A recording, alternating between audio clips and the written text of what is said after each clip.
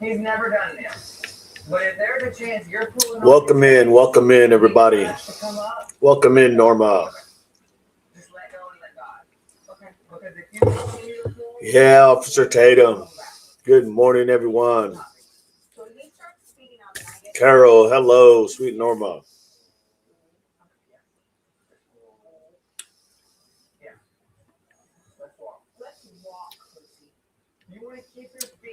Let's give it a couple minutes, and then we'll go ahead and come right back in here. Let's give it a couple minutes, and we'll have that discussion.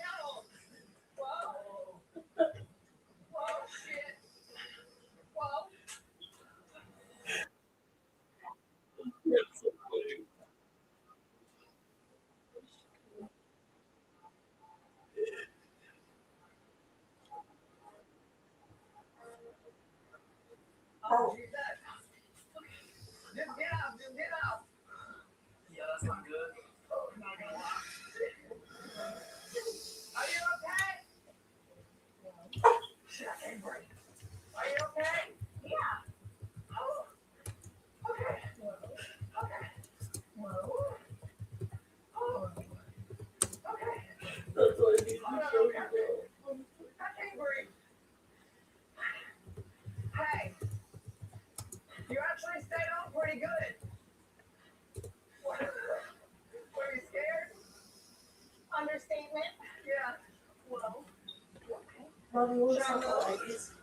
Huh? Is he pissed? Yeah. I don't know actually. I eventually let go of this guy right here. And then I just held on to this. Because I didn't want to piss him off. Is that okay? Yeah. Take the VR set back, kids don't use it. And then Are you good? the chairs with it. Okay.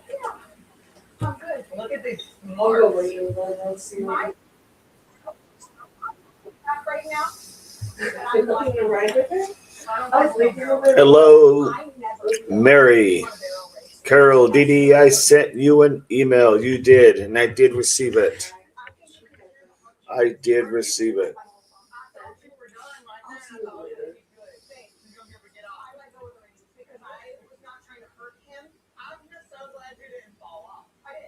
And then let's talk about some of what was said to me and my team behind the scenes from the sheriff. So I was Bible, welcome in. Bible, welcome in.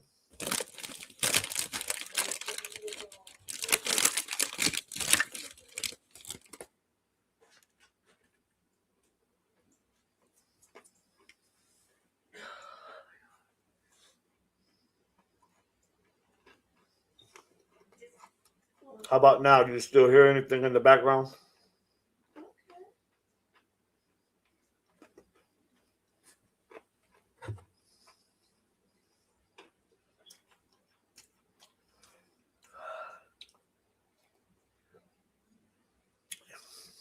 I'm gonna give it 2 more minutes, everybody. That's where Thank you. she was the team. And thank you, Carol, for the message. I did receive it, and I did watch it. Oh my gosh, that's crazy.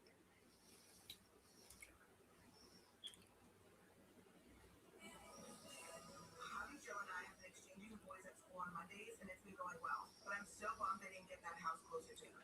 On top of all this, I got some news. That's weird.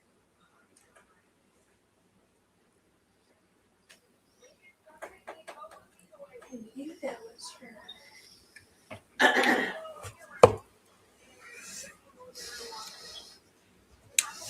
Welcome in, everybody. Make sure when you come in, you click the like. Click the like. Let's get those algorithms going, everybody.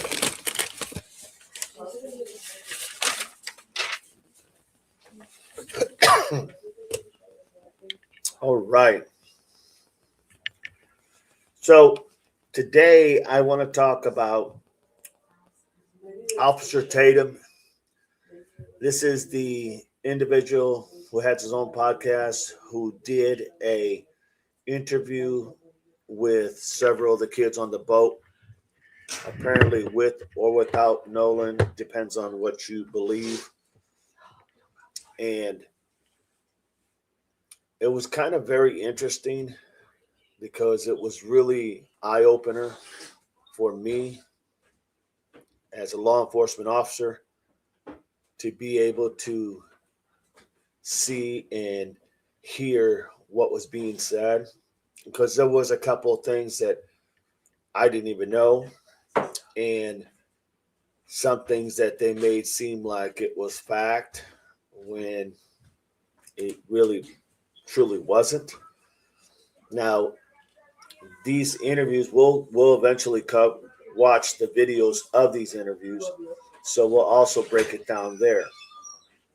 But the idea that Officer Tatum, and understand these are my opinions, these are all our opinions as to how we're reading this interview that he had conducted.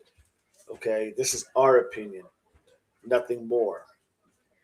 Now, because he is talking about these things and he is being asked questions and answering them, when we watch the video, it's easier to break it down, right? To understand that this is what he said. You know, what you say is what you mean, right? Especially when you're trying to clear the perception that but anyone other than Nolan Wells contributed to his unaliving. And I'm not saying who did what or what was done. I just want to talk about the inconsistencies of what we saw, of what we hear, of what we read. I want to talk about the videos that have come out on how they have been able to, for a better lack of words, separate the call from the CETO, the 911 call, how they were able to separate the background from the conversation to be able to get their take as to what was going on behind the scenes. Because that's important. It's very important. And with today's technology, it shouldn't be an issue or a problem to go ahead and do this. Okay, you may not be picture perfect, but I tell you what, it's about as damn close as it's going to get. Okay, it's as close as it's going to get, and that's just a fact. So, depending who you talk to and what was stated, there's been a lot of things and reasons why I believe, in my opinion, that they chose Officer Tatum to be the one to do this interview to these young adults who were on the boat. And we'll get into that as well.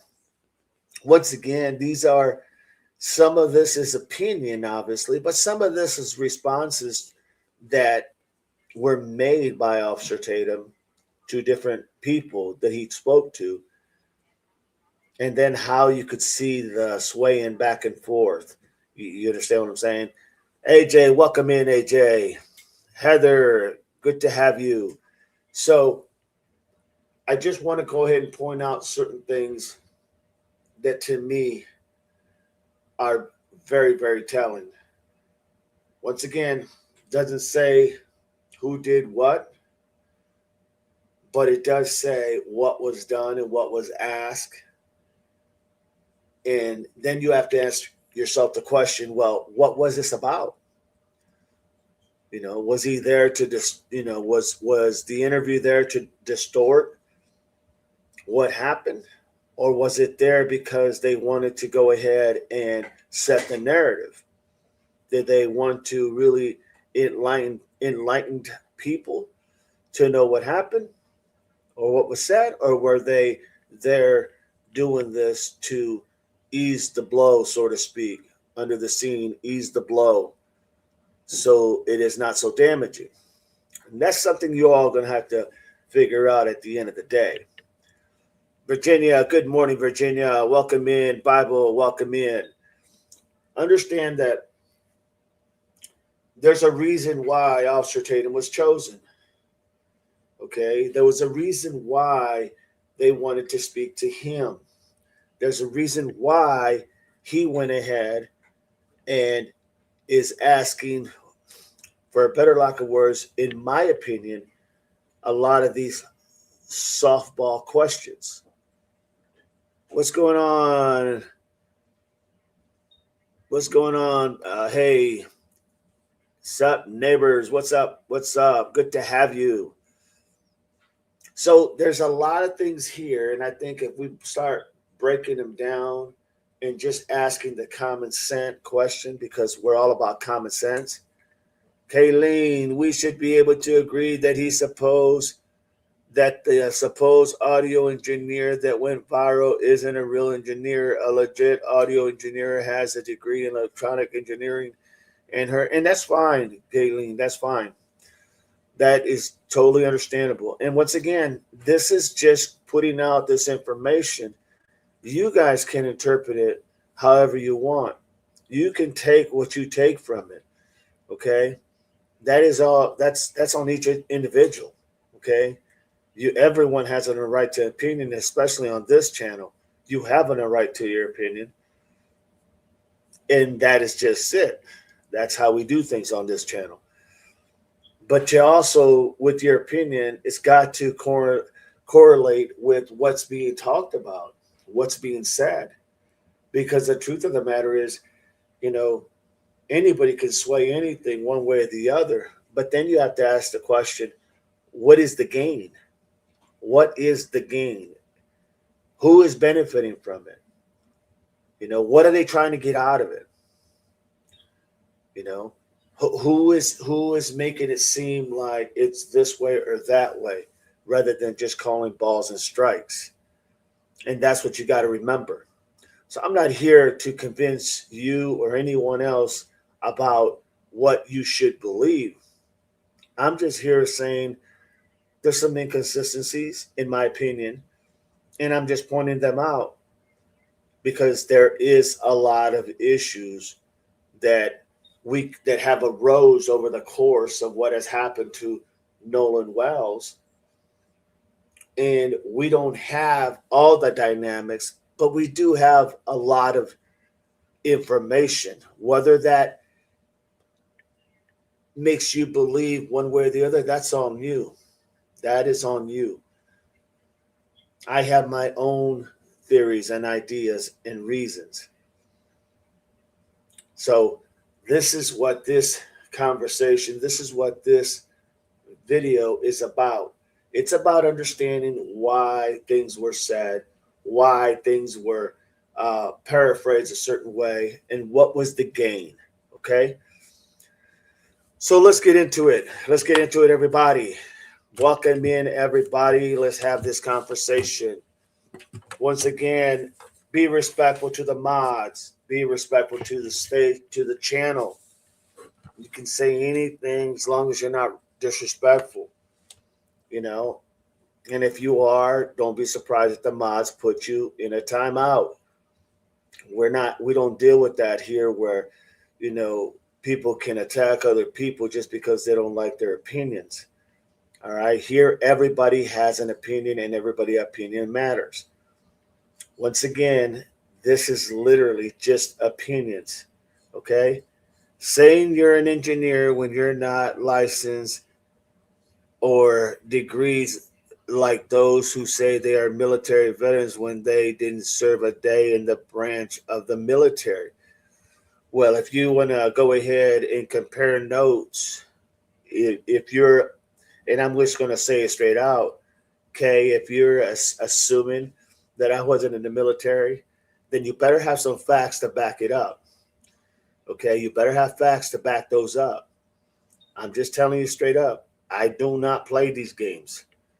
Okay, and I do not let anyone question my successes in life because they are insecure about themselves. I do not do that. So, and I will not put up with that. So stick to what you know and try to get people to understand what you're saying logically, respectfully, not just running off the cuff. Okay? Just telling you straight up. Quick as you came in here is as quick as you go out of here. It's that simple. Key, hey, says, thank you for your service. You're very welcome. Simplify, my friend. Appreciate you. Virginia Whiskey, good morning, Whiskey. AJ, be respectful to DD and the panel guests, Maz, and chatters. Have your own opinions, feel what you want, but don't ever degrade my service, not only to my country, but what I represent in law enforcement, because then you're just being foolish because you have no validity and you say these things. And for a better lack of words, you probably had never served yourself. I don't know. But anybody who has served would never go ahead and do that to another veteran. Remember that.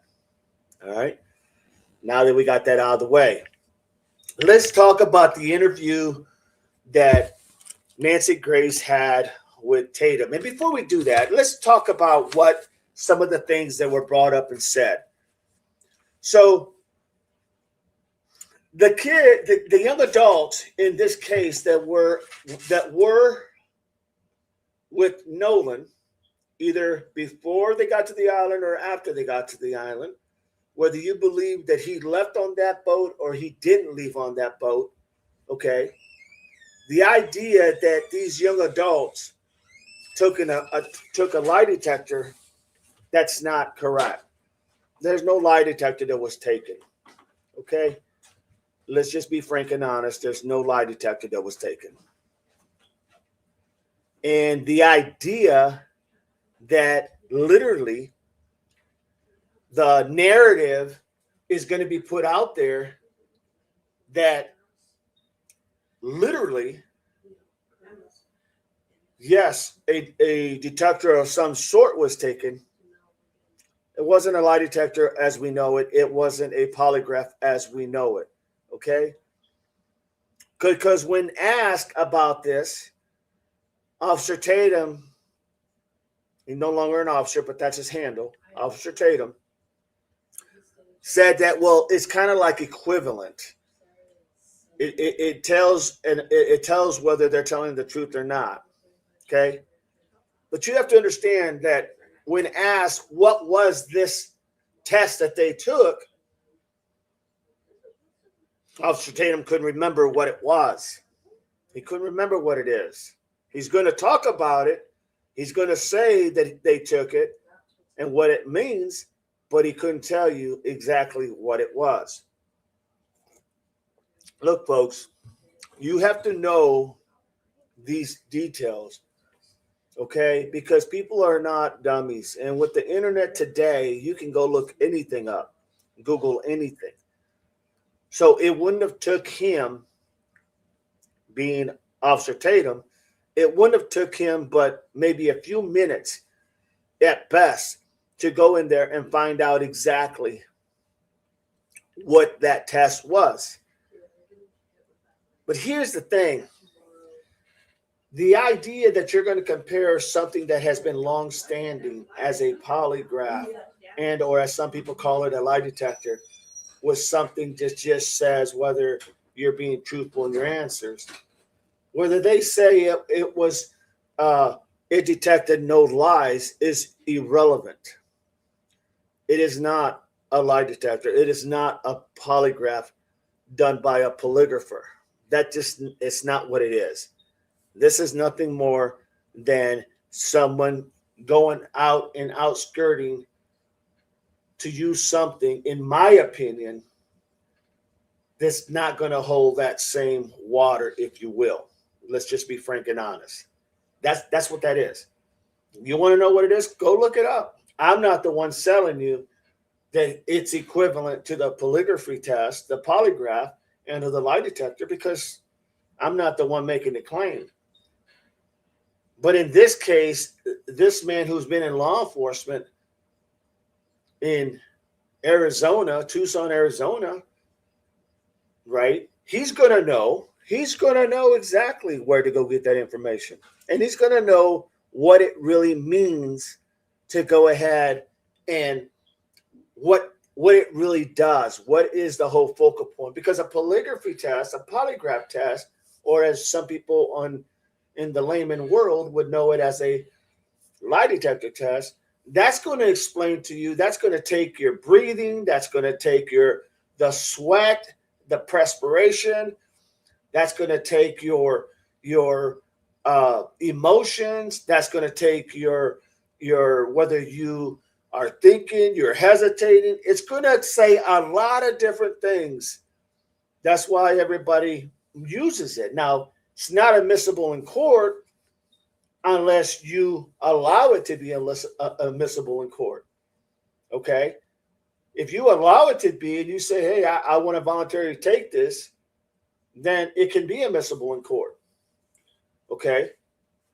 Now, most people won't, and usually because either A, they know that what will come out of it is not going to be necessarily helpful for their case or defense, or they don't take it because they know they're not going to pass it. It's that simple. And when officers usually have people do these, it's because they want to be able to look at it and say, okay, this person passed with flying colors. We don't need to focus our time on this individual. Let's move on to somebody else that matters. And let's not waste our time. Time is very precious when you're trying to solve a case as to what happened. Okay. So now you have literally, we know that they did not take a polygraphy test. And also we know that the test that they did take, which Officer Tatum couldn't remember in the interview what it was, okay, that the test that they did just detects whether they're telling the truth. Doesn't it break it down like how? What does it go by? What is it? How is it run? What is the factors that, does it check the perspiration? Does it check, the nervousness? Does it check the way the person answers or the way he doesn't answer, or whether he's, doing a lot of things that are just not normal that for you and I, we couldn't pick up, but for a machine doing this. And if you never had one done, trust me, there are so many patches that they put all over your body to make sure they detect every breathing, every answer to see if it's consistent, as they set a pattern to it. From before they start, they set a pattern, and then they use that same pattern to ask you the same questions. And that's how they're able to tell whether there's a discrepancy in some of the answers to those questions. So enough with that. That's where we're at. Al says, that is horrible thing to say. Not something I wanted to come in and see this morning. Never disrespected DDD is such an amazing person. Stick around and be respectful. You will see. Thank you all. Appreciate that. Virginia, thank you all who served. Thank you, Virginia. Appreciate that. Carol, so disrespectful. Carol, amen. Good morning. Norma, good morning. Virginia, good morning. Good morning. P says, morning. Welcome in. Welcome in, P. Click that like if you like the channel. Todd, polygraphs are seen as more reliable, but still highly flawed and valuable to error. That is true, Todd.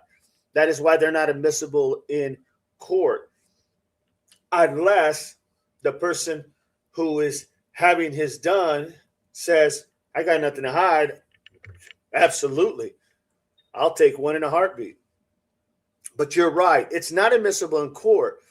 But what it does do, Todd, is it gives the officers either a means to look at it and go, this person just doesn't seem like there was any there. And so they don't focus on something that they can see by that test that this person probably had nothing to do with X, Y, and Z, right? So it's just a tool in the toolbox to use to whether maybe we got to ask this person some more direct questions, or maybe we just got to say this person probably does not have a role to play. That's all it is. Absolutely. Well said, Todd. Well said. And does it have errors? Sure it does. Absolutely. AJ, Todd. Good morning, Todd. Good morning, Todd. Hello, Todd. Todd, polygraph. 15% more accurate. Todd, but still only 65. Like I said, it's a tool that law enforcement uses on whether or not they need to continue on their questioning of a certain individual, or whether they are saying there's not anything here. That's just how it works. Right. Neither are freely admissible in court. Yes, unless the individual accepts it to be the person that is actually taking that has no problem with it being in court. If they accept to take it and they don't have a problem with it, yes, then it's admissible. You're right. But if they don't, then no, it's not admissible. And we covered that. Oleg, good morning. All right, Todd. I think we got the point across. Oleg, good morning, everyone. P, they took some sort of lie detector test that isn't your traditional lie detector test. That is correct. That is very correct. I'm sure that one would be good. Carol, hello. Virginia, you just got one more like mine. I forgot. You're good, Virginia. Thank you. Norma, Oleg. Hi, Carol. Hi, Norma. Hi, Todd. Voice stress analysis are used by officers to determine if they should question further. Right. So that would mean that a lie detector test wasn't taken, correct? Because it was a voice stress. Yes. Yes, Todd. That is correct. So that means they didn't take a lie detector test or a polygraph test. That's the whole point of what we're saying. If people are going to claim certain things, then they need to make sure they're claiming what they're claiming, right? If you are interviewing someone and you say, yes, I think they went ahead and took a polygraph test or lie detector test, what does that really mean? I think. And then, of course, in fairness to Tatum, he did say, well, I wasn't there, so I don't know if they took it. Well, you're not going to be there because you're a podcaster. There's no reason for you to be somewhere where they're doing a lie detector test and, or in your case, Todd, a voice stress. Moving right along. Thank you, El, for supporting the channel. Appreciate you. Thank you for the super chat. Thank you for always supporting the channel. Virginia, Oleg, good morning. Good morning, Oleg. Hi, Virginia. Hi, El, AJ, Celtic Pet, 10 Jules. Thank you so much for supporting the channel, Celtic Pet. Appreciate you. For the floating hearts. Carol, thanks. Good morning, Celtic Pet. Good morning, pups. Oh, Celtic. Carol Burton, hello, Celtic. Constance Hollingsworth. Friday, you got that right, my friend. Welcome in. Welcome in. Click that like, everybody. Click that like if you like the live. Let's get these algorithms going. The more we bring in people, the more we can learn from everyone else's opinions and thoughts and theories. Here, everybody has an opinion, and everybody's opinions matter. Constance, thank you. L19. Todd, both are collegially and legally referred to as lie detectors. Well, that's why one is called a stress test, right? As you put it earlier, right? A voice stress. and one is called a polygraph, because they're not the same. And I can assure you they don't have the same setups as either. Both of them do not have the same setup that they use to set it up. I can assure you that. I'm not here to cast any doubt on anyone that has a different view. My thing is just to give you the information. You can decide what you want. That's just how it works. AJ, Celtic, Carol, hello. Constance, Sutpet, hope you all are having a good day. L, Norma, good morning, Celtic and Constance, Celtic, Pat. No, they didn't take a lie. They didn't take the standard, what is known to be a lie detector. I'm going to move on, Todd, because we're going to keep going back and forth. Okay? I know you want, what I'm saying is take whatever is said to what you want it to be. Doesn't bother me. I'm okay with that. I'm just telling you what was done. Thank you, Todd. They did not take a polygraph. Thank you. Same to you, Celtic. So now we have confirmed through interviews that no lie detector test was taken. None. So then in the interview, also you said, Todd, we need to move on. Okay? Appreciate that. Melissa. So now, welcome in, Melissa. So now what you have is Tatum had talked about, there's been a lot of talk about there wasn't any information. Okay. There wasn't any anything on Nolan's phone or anything because they didn't have a signal. They couldn't get a signal.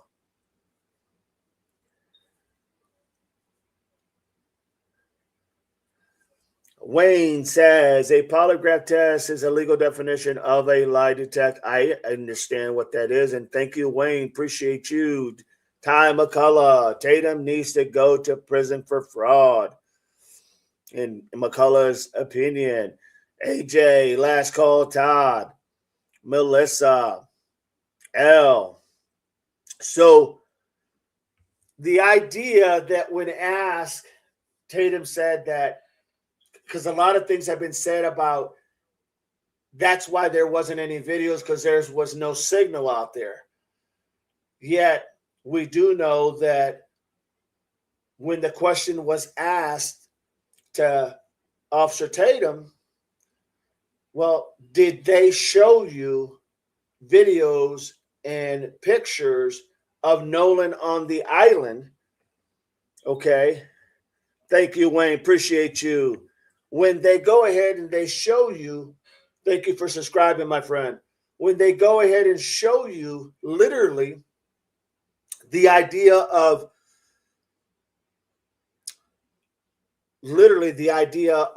pictures that Nolan was at the island, he says, yes, I seen pictures. They showed me pictures. They showed me videos. They showed me, but it just wasn't downloaded. And I get what he's saying, because when you don't have a signal and you're trying to download something, or you have very low signal, sometimes it'll just keep going back and forth until it eventually you get a stronger signal, and then it'll download. But up until that point, it's just going to keep, it's not enough bandwidth to go ahead. There's not enough bandwidth to go ahead and actually download this information. Carol, thank you. Wayne, appreciate you. P says, did Nolan's mom keep Nolan's phone? If she did, she should have turned it in. You're right. And I think they are turning it in once they do their test, because you see what happened when their independent autopsy, their pathologist was going to do their test. They didn't get all the information. Remember? They didn't get the heart. They didn't get the brain. They didn't get the neck. So therefore, their pathologist could not give you an accurate take on what happened to Nolan from his perspective, the pathologist's perspective. So they're going to make sure they get their information before they give that phone up to the sheriff's department so that they can go ahead and do what they got to do. You see, because they held back some of these body parts. And some say normally they only hold small pieces of those particular body parts because that way they can go back and do more testing, which is totally understandable. But they kept the whole piece, the whole brain, the whole neck, everything that they needed for the other side.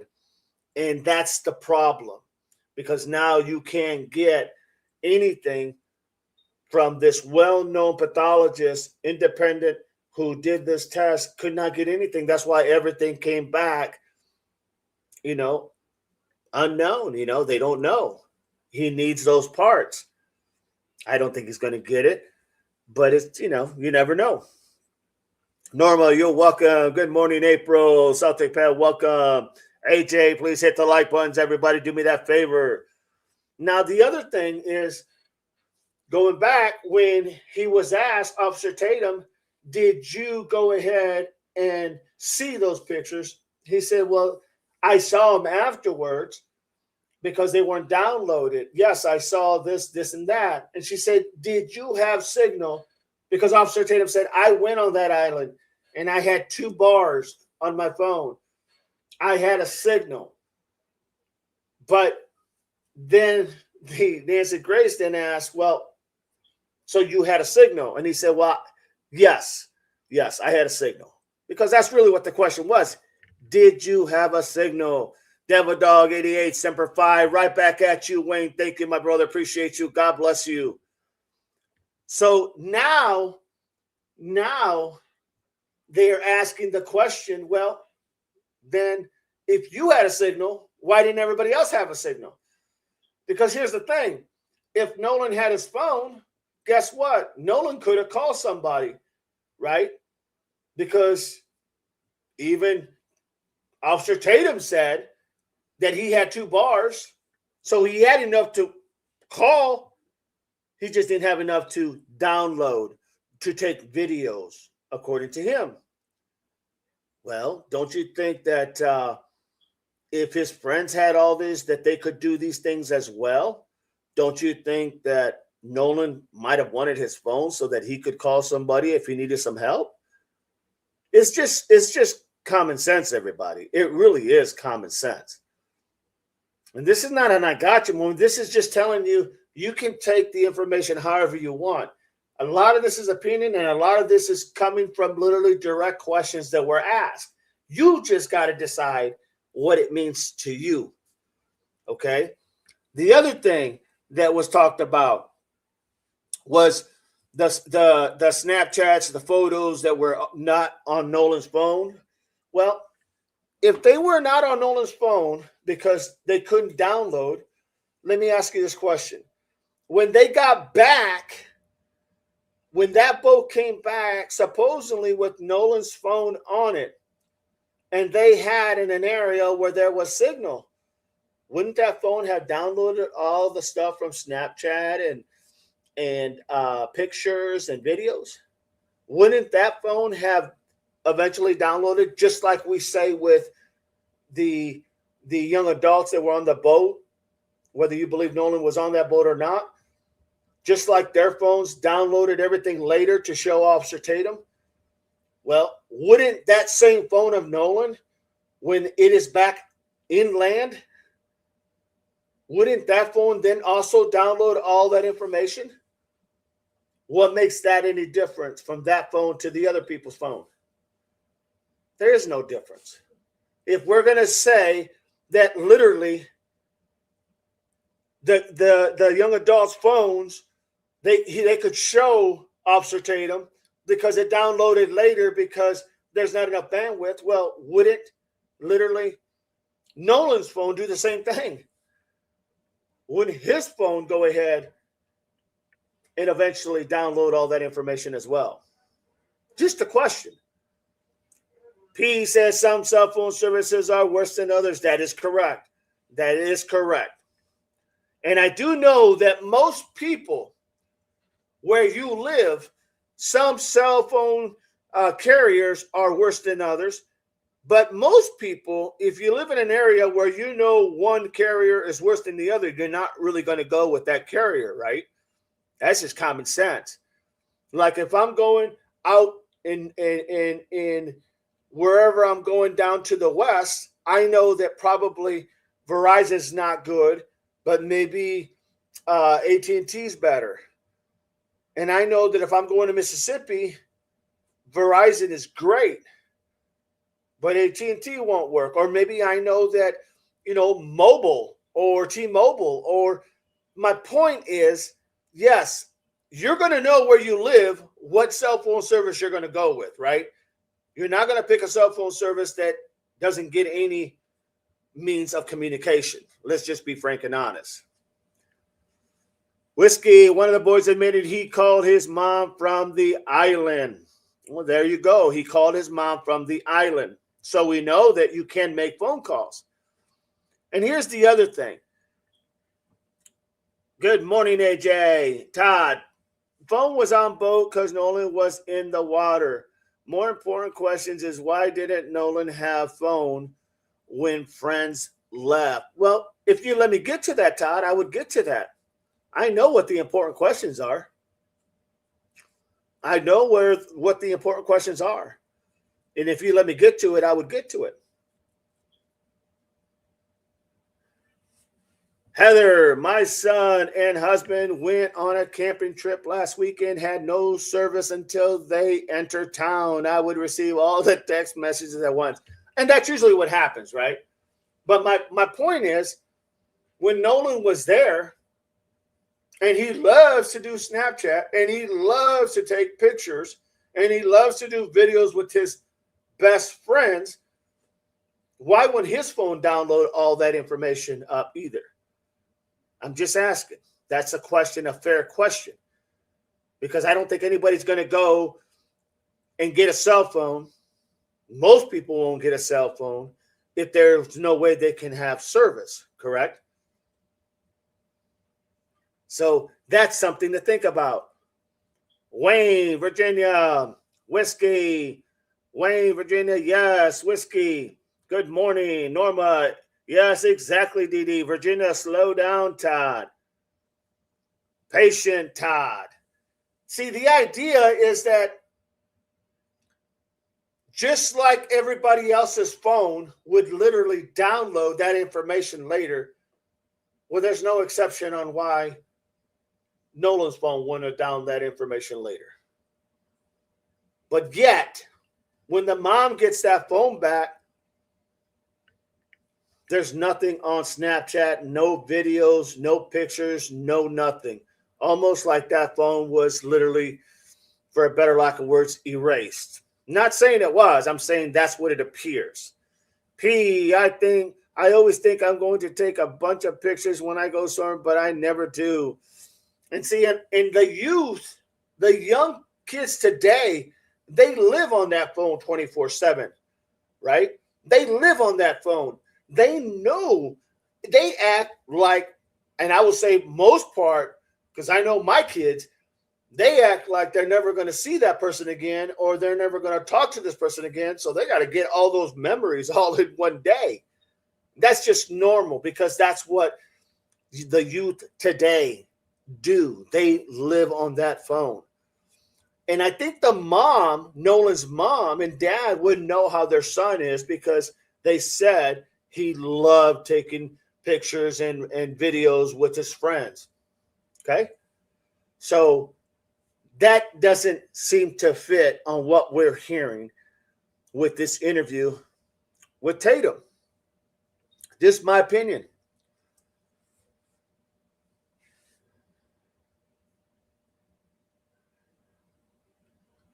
Now, he did state that, yes, when Nancy Grace literally pushed him Good morning, Devil Doggers.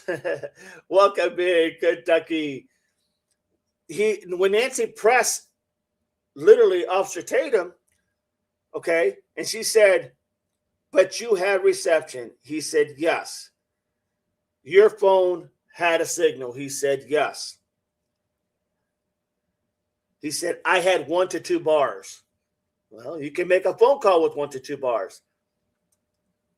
So Nolan would have been best to go ahead and have his phone because he could have called somebody, even his mom and dad, to figure a way to get him back. Just saying. But he couldn't. Why? Because he didn't have his phone. Because it was on the boat. Because he didn't think he needed the phone. Or did he?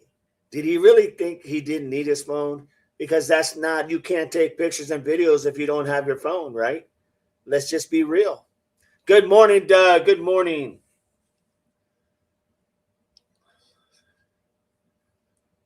Now, Officer Tatum talks about, click the likes, everybody. Do me that favor. Subscribe if you are new here. Please subscribe and support the channel if you like it. Be a member. So, he goes ahead being Officer Tatum, and he does confirm that he does have signal. Now, he talks about the CETO, right?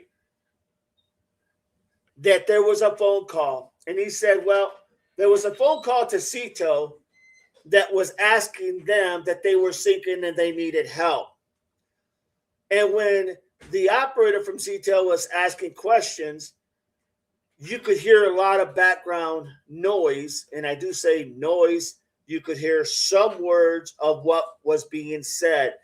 Some people were able to clean some of that up. Nancy Grace was able to run with something that she said. Her people said, this is not AI. Okay. Now, I think Nancy Grace is fair enough to say, like her or don't like her, that she really, truly is not going to say something she doesn't believe. Let's just be honest about it. Wayne says, legally speaking, the ones who decided to deactivate their social media platforms after the fact, meaning after the body was discovered, would be considered and infer a conscience of guilt. Well said, Wayne. Well said. Without a doubt. Without a doubt. In my opinion, you're exactly right. You know, because you're not going to just do that if you had nothing to do with anything. Really? It's because you probably not know what's going to happen that you go ahead and start getting rid of everything. Like it can never be pulled up when we know very damn well it can be pulled up. Let's just be honest. That is a fact. Good morning, Kentucky. So they talk about the reception when one of the young adults called the CETO. Okay? And they were asking for a tow because they were sinking. Remember that? They were sinking. And then somebody called in, according to the dispatcher that was talking, someone had called in to the captain on that 911 call and claimed to be, and I'm not going to say his name, but claimed to be the, I believe, grandfather who owned the boat, and said, no, they don't need a tow. They're good to go. If we need, we'll go ahead and contact you back. You guys heard that video. That wasn't AI, everybody. Let's just be normal. Let's just be honest. That was not AI. And the captain said, yes, I spoke to, and he said the name, and he said, that's the owner, I believe, of the boat. And he said they don't need a tow. They got everything working. Everything's fixed. But if something changes, we'll call you back. This is the same time when we're hearing all this verbiage about Nolan, wake up. Is he unalive? Nolan, wake up. Wake the F up. And so forth and so forth and so forth. You guys have heard that already. So I'm not going to regurgitate that. Norma, she's feisty in my opinion. P says, I heard shut the F up something about a vest and we're sinking. The rest of the stuff was just screaming names. Yeah, that was pretty clear. You have to listen to all of them, P. And if that's what you heard, that's fine. But there was a lot more said in that. A lot more said in that. Just got to listen to all the other ones. Bible, that grandfather canceled the toll while Warren was still on the line with the operator. I mean, guys, you can't make this up. You cannot make this up. This is exactly what we're hearing.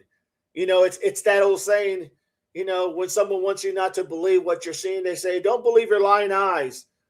You know, don't believe what you hear. Okay? That's out the window. You can hear everything that's happening. You can't make out everything that's happening, but you know something's happening, and you are hearing Nolan's name. You are hearing Nolan's name, without a doubt. 1 minute, Chris. You are hearing literally Nolan's name, irregardless. So the idea that you're not going to go ahead and say, well, I didn't hear no name. Well, then you must have not been listening correctly, because it's there. And it's pretty, to me, obvious to me by hearing some of these videos, to me, my opinion, that we cannot sit there and lie and say, nope, that wasn't Nolan. Nope, they weren't talking about Nolan. No, we heard what we heard. Let's just be honest. We heard what we heard. I just sent it, Chris. We heard what we heard. And don't believe your lying eyes. Don't believe what you hear. That narrative's gone. Okay? If you have common sense, you will believe what you hear. Okay? That's just a fact. My opinion.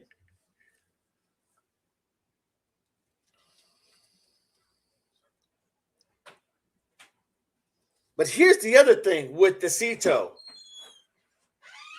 This boat, the GPS and everywhere it went to multiple places. It didn't go back to the dock where they came in, the entrance where they came from. It went there in a bunch of places on the island. Why? If they were sinking, why would you go? There's going to be a chart that's going to show you everywhere that boat went when that literally phone call was made. Doesn't sound like a boat that was sinking to me. Welcome in, April. Doesn't sound literally like a boat that was sinking. And unless you don't believe the GPS or you don't believe the graphs that they showed you, well, then that's on you. P. Nolan was there at the time of the party. Sure, that's why you hear him hollering Nolan. I'm talking about on the boat, P. On the boat is what I'm talking about. And if that's what you're saying, yes, on the boat. Welcome in, Chris. Welcome. So now, nice to meet you. Nice to see you. Nice to see you, my friend. Don't lie. How do you read my mind? So, that is uncalled for. That was uncalled for. I just, we've connected in such a way. I feel like I've known you forever. Because you have. I've been in your mind the whole time. You just didn't know it. It's funny. I was going to say that because I was wondering if that was the cause of my headaches. Not headaches, migraines. Well, yeah. Good morning. P said Nolan was there at the time. Pretty sure that's why you hear them hollering, without a doubt. Whiskey, I see where they claim it went to grand jury yesterday. I haven't seen it went to grand jury. That's the first time I'm hearing it, but I will definitely look into that. Now, I heard you say or somebody in the chat, because this is where I'm trying to find difference about. Remember, you guys were just talking about the CETO call. Yeah. Remember, that supposedly was what's his face, Bart, Yeah. not right. Someone so. said it was Warren, but it appears to be Bart. I'm trying to vet that because I don't know. Right. You know what I mean? Like I don't know if that's an arrest was made yesterday. Let me bring you up, Doug. Let me On bring you up. who, Doug? How dare you come in and say stuff like that and not be here to tell us? Let me see. We have an arrest was made according to Doug, and Doug don't lie. Doug, improvise. I can't tell a lie. It was me. I was arrested yesterday. So here we go. Coming in. Doug's gonna give us the scoop. This is why Doug is always on the team. Whatever you say. He's on the team. Nope. I know. Okay, Doug, hurry up here. You got everybody waiting. So Do the lie tell. detector is not equivalent to what test, the stressor test they took. And that was well pointed out. Let's be honest, everybody. That was well pointed out. They just did a stress test? A stressor test is what they called it. Yeah. All right, you're in, Doug. Tell us what you got. Breaking news. Breaking news. Hey, guys. Hey, Here's Doug. Go ahead, buddy. Tell us what you got. Sorry, I had my other phone on. Chris, I sent you the picture and all that. This is an arrest in the murder. This is an arrest over the threats on the Ashley Cole. Oh, okay. Okay. They arrested one of the people that's making death threats. Oh, good. So, To Ashley Cole. yes. Got you. That's the Warren's stepmom. The judge, Warren's stepmom. Yep. Yeah. Okay. They were threatening her? Everybody's been getting death threats. Both sides of the family. Oh, I didn't sent you hear the picture and yeah, I'll find it. yeah.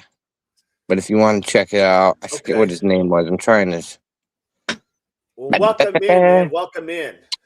Joseph Alfredo Vasquez Dumarque. What a name. What a name. What a name. From Sacramento, Don't California. sing. God, hell, don't sing. It's bad enough listening to you. Don't sing, please. Please.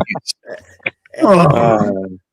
Let me see. Oh, yeah. Wow. He looks like trouble. Yeah. I got everybody's hopes up for, and then bam. It's okay. It's okay. So let's continue what we're talking about. Okay? But that's good. They arrested the guy that's causing the trouble that doesn't need to be caused right now. Exactly. So that is the interview, and there's much more with Officer Tatum that Nancy Grace had. There's much more, and we'll be watching that here in a few. So the idea that he made it seem like it was a polygraph test, only that Nancy corrected him, and then he finally said, "Well, no, it's not a polygraph. It's not the conventional polygraph. It's a stressor test." You know, it's that odd things that he was, in my opinion, trying to smoke and mirrors, you know, trying to just make it seem like, oh yeah, they all had that, when in reality they really didn't. Okay, they really didn't. The other thing was that I want to point out is, you know, he talked a lot about with Nancy Grace about how Ben Crump and the attorneys, how they should have done their work better because they were saying that the mom never received any calls and didn't receive this and that and didn't know this and that. But then you go back and you listen to her comments at the funeral where she stated, yes, she got phone calls from the mom of Warren. She got phone calls. She got text messages. And it's like I've been saying, she probably wasn't thinking about that at the moment. I think she had a lot of other things more important to deal with, dealing with her son is missing and possibly unalived. Or at this point, it was unalived. So the idea that anybody's going to look at that and say, well, you know, Crump did this and Crump did that and blah, blah, blah, blah, blah. Look, that may be all fine and dandy, but the fact of the matter is the mother corrected it. And not one time did Officer Tatum, say anything to say, well, you know, the mom did correct that statement. That mom did correct that because, you know, and she gave her reasons why. And if you want to go watch it. It's there. Mm-hmm. So the idea is that there is a lot of inconsistencies that I'm seeing and a lot of smoke and mirrors that I'm seeing, in my opinion, from this interview with Officer Tatum. Whiskey Tatum makes me say bad words and take value. So what do you think? Chris? And then we'll go to Doug. I don't know how much you've heard or what you've heard. I haven't heard much at all. Okay. But go to Doug if he was listening. I'm lost. Yeah, I'm still lost, SC too. I just Okay. every day I feel a different way. Okay. I hear this thing, then I hear that thing, and it's like I just can't make heads or tails of any of it. Well, so let's listen to one of the things that I have ready to go, everybody. Okay, we're going to listen to one of the interview with. Now, also, I want to also say the person who is presenting this interview. Look, he may be a little out there at times as far as, you know, his excitement. Don't pay attention to that. Pay attention to what the conversation is. Who's doing it? It's Nancy Grace. Oh, okay. Nancy Grace. Nancy Grace. Here we go, everybody. Oh, stick. There we go. And so, and they cooperated with law enforcement. So from my understanding, everybody took a Why do you say polygraph that's test from but what you one. understand? Did they tell you they took a poly and passed? They yes, ma'am. They told me that they did it. I wasn't there. So that's what I'm saying from my understanding. They told me that all the boys except one, which is Warren, I believe, took a polygraph test. All of them did not have lawyers and did it and cooperated with police. Warren also cooperated with police. I just believe he didn't take a lot to take the test, but Warren is the young man that I interviewed. So according to what they told me, they all took a lot of tech tests and passed. And it's an equivalent of a lot of tech test. It's not a traditional lot of tech test, but it's the same theology of trying to get to if a person is lying. I don't know the name of it. It's an equivalent of a lot of tech tests. It's a different methodology. I don't believe it was a polygraph test. I believe they took other stressors. So the answer is no, they didn't take one. It's so funny because this man claimed to be a former cop. Are we? So see, that's one of the things that I was talking about. Literally, you know, he knows they didn't take a polygraph test. All he had to say is, nope, they didn't take a polygraph test. They took something that was equivalent, like he said. But at first he said they took a polygraph. They all took one with the exception of Warren. And I wonder why Warren didn't take one. His mother. You know, I wonder why Warren didn't take one. And you're right, Chris. It may be his mother that said we're not taking one. No, she said, you ain't doing that. No way, no how. You're pleading the fifth. So that's just my opinion. But see, Well, go ahead. Makes sense. It didn't make sense. Well, sure, it makes sense. But once again, if you got nothing to hide, what are you worried about? Nothing. You don't have anything to worry about, but exactly. You just, hey, he's my best friend. He's my best friend. And I think that's where people like the mother, being, stepmother, whatever you want to call it, it's a mother, it doesn't matter. Sure. She's the judge, and she's the one that's looking at going, no, you're not going to do that, because she's thinking in the long run, blah, blah, blah. But they can't use that in court anyway, so it doesn't matter. Well, they can't use it in court, but the officers can use it to detect whether they're not telling the truth on some of these questions, which means they would hammer them even harder, trying to get more and dig more into it and not waste time if they were telling the truth. Yeah, I think she just should have stayed out of it herself What's the word they use when the judge has to recuse? Is it recuse herself? Yes. Yeah, she should have did that from the beginning because there's what's the other word that they use? Conflict of interest. Yes. So you're gone. See you later. Bye. Get a lawyer like everybody else. They have a lawyer. They all have lawyers. They didn't bring the lawyer to the test and everything because obviously they don't have anything to hide. Right. The kids. But Warren's the only one. See, so who is the biggest mouthpiece in this whole conversation for the most part that we know of? It's Warren. Warren's the biggest mouthpiece, and it's interesting because and I didn't really catch this, but they were talking about how every time they would ask a question, or most of the time, should I say, when they would ask a question to Warren, when Officer Tatum would ask him, he'd always bring it back to all of them, like that whole group, not just him.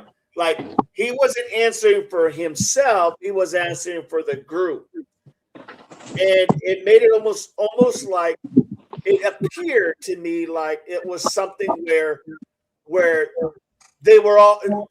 He was trying to make sure they always all covered each other's back, I guess is the best way to put it. Yeah.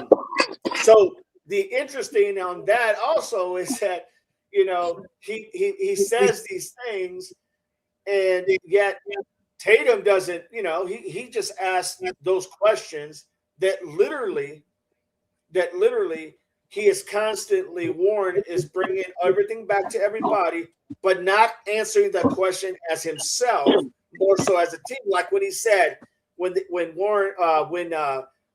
Tatum asked Warren, did you touch the phone, Nolan's phone? And he said, no one touched the phone of Nolan's. Okay. No one got on Nolan's phone. No one know. Well, how the hell do you know no one? You guys were going through all this stress. You guys were going through all this. The boat is sinking. You're going through all this. I'm working on the build pump, trying to get that going. And you're going to speak for everybody and say, no one touched the phone until we got back, and then we put the phone in the truck. Really? Does that make sense to you all? Because it sure as hell don't make sense to me. Okay, it just doesn't make one bit of sense. You're going to speak for everybody. No, speak for yourself. If you didn't touch it, say I didn't touch it. I never messed with Nolan's phone. I can't speak on everybody else because I wasn't paying attention with what they were doing. I had other worries. But he doesn't say that. He just says no one touched it. Grand Poobah says no one touched it, and that's it. Come on, man. Really? It makes no sense. No, it doesn't. But I'm stuck on this whole Bart thing now. We'll get to Bart, hopefully. That's my problem. I understand. Believing what any of them say, you know what I mean? No, I totally understand. I get it. I get it. And that's what this whole thing was about, this conversation. Wayne says he's no longer a police officer. That is correct. So he can't use that title to imply active. I totally get it. Only honorable retired officers may use that title with a split qualifier retire. Shake my head. I totally understand. Simplify, Wayne. Well said. AJ, good morning, Holly. L, good morning, Holly. April, yes, Virginia, early career. Good morning. Hello, Virginia, Carol, Whiskey. Warren had a lawyer in the room for the interview. That's my opinion that he did. I would almost guarantee you he did. But that's just my opinion. I don't know that verbatim. L, Wayne agreed. Virginia, he looks at both sides. L, I really don't care for Tatum or Crump personally. Wayne, I'll bring it to his attention. Thank you, Wayne. Virginia, April, really, I had no idea. Thank you, Virginia. Carol, I've always liked him because I think he's fair. Bible, Tatum also admitted to having dinner with Warren and others the night before the interview. Well, they, in my opinion, they probably had to prep everything to make sure everything was going to go the way they wanted it to go, in my opinion. Whiskey Warren said Wyatt pulled plug, but Bart's interview said he pulled the plug. Interesting. So once again, we go back to when you tell some untruths, at some point those untruths are going to catch up to where they can't cover any more untruths because it's all been an untruth. You understand what I'm saying? So the idea that you're hearing this kind of verbiage, it's not like something that should be like in shock. You know, it shouldn't be in shock because that's what happens when a lot of untruths are being said. Literally. Can't cover everything. Can't kind of cover up an untruth with another untruth because sooner or later there's nothing else to cover up because it's all an untruth. Hell, Bible, so they had time to get things together and get the narrative straight, without a doubt, in my opinion. Well said, El. So that's why it's important there, because he first said, yes, it was a polygraph test. Then later said, well, when Nancy kind of pushed him in that corner, he said, well, no, it was equivalent to it. Okay. And I know it seems like it may not be much, but it does tell you where Tatum's, where his mind is going, where his mind is thinking. Okay. He just got caught because Nancy Grace is a prosecutor by trade. Over 100 cases, and I think I read that she didn't lose any. I mean, this lady I'll be honest, I'm not a big fan of Nancy Grace, but I'll tell you what, you got to call fair when you see fair. But let's go back to this. Unless Chris or Doug got any comments, or anybody got any comments. I got nothing. Nothing yet. Nothing yet? Okay. All right. Everybody else? Good. Kiki Khan, welcome in, Kiki Khan. Make sure you click the likes, everybody. Share the streams, and please subscribe. If you like the live, I'd appreciate it. Be a Devil Pup Investigator or in the channel. Here we go, everybody. Sure about that? Let's go ahead and get into this video, y'all.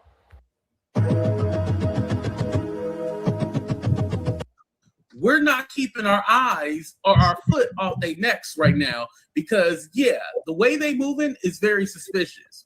Well, Brandon had an interview with photos, videos, snaps of that day on Horn Island.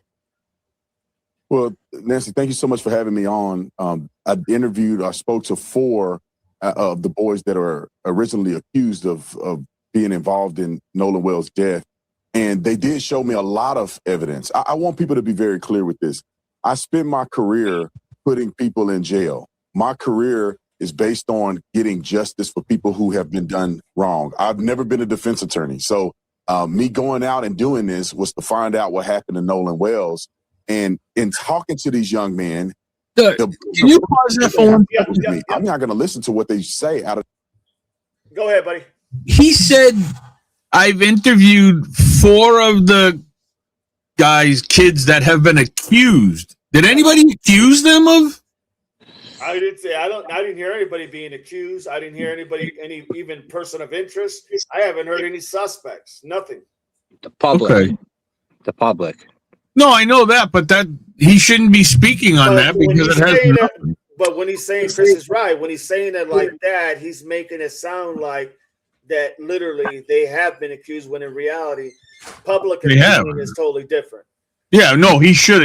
I mean, that might be little to some people. No, but it's not little because he's trying to steer that narrative. He's trying to take that narrative there. Yeah. You know, it's as a justification as to why he's fixing to say what he's getting ready to say. Yeah. Cicely, welcome in, Cicely. Good to have you. Gene, welcome in. Good to have you. Kiki, I agree. Hi, Gene. Okay, here we go. 54 in the channel. Let's get it, everybody. Click that like and subscribe if you are new to the channel. Here we go. Here we go. Of their mouth, they're going to have to show me. And in many cases, they showed me videos of Nolan on the island. They showed me videos of the boat when they were getting towed out, which is consistent with kind of similar to what the phone call was. I mean, they showed me pictures of them with Nolan. They showed me phone records of them calling Nolan's mom and all of the above. Shouldn't the evidence be given to the investigators? Why are they giving it to you? Also proved to me some of the things that they had told me in the interview that I had with them that I have uploaded on my YouTube channel. Officer Tatum, are you telling me that they had reception on Horn Island? Because Pay attention. many people are saying, well, the reason that there's nothing on Nolan's phone of that day, like there's no pictures, there's no snaps, there's no text, there's no anything, not because it was deleted, but because he didn't have reception. But you're telling me the other boys did have snaps, photos, videos, and reception? Yeah, no, Nancy, let me clarify this for you. It wasn't that they uploaded this online. They showed me videos and things that they took from the boat during the outing on 4th of July. I was personally out at Horn Island. I rode out there on a boat, and I didn't have great reception there. And I left my phone in the boat when I got into the water, and we were actually going out to do interviews. Objection. You've been in court long enough to know you're going to get objections. You said you didn't have great reception, but you did have reception, did you not? No, there was reception there. It just wasn't great, and it wasn't great enough for people, in my opinion, to upload. You can make a phone call potentially, but you wasn't going to upload data to a social media account. So I know Nancy is a little older, so she might not know. What do you think of that, everybody? I mean, I think it's either or, because like when we're out in the ocean on the boat, depending on where we are, I have no reception. Got you. And that happens like when we go in the harbor here. We start to lose reception probably, I don't know, just about when you start to lose sight of land, of the coast, then it kind of, but it varies. It depends where you're sitting. I mean, he may have, the spot that he was in may had reception. It might not have been great, but he may have had a little. But you go to the other side of the island or 20 feet to your left or right, you might not. So, okay, I don't know. Good point. I've never been to Horn Island, so I don't know what it's like out there. It's going to vary on different carriers and phones too. Like different people that have Verizon as opposed to AT&T versus Straight Talk versus iPhone versus Android. It's going to work different for everybody. I want to know who paid him. That's a very good question, Doug. Who paid Tatum? And probably the same people that put up the reward, which is, we know who did that. Yep. Let me ask this question to Chris and Doug, because they're from the East Coast.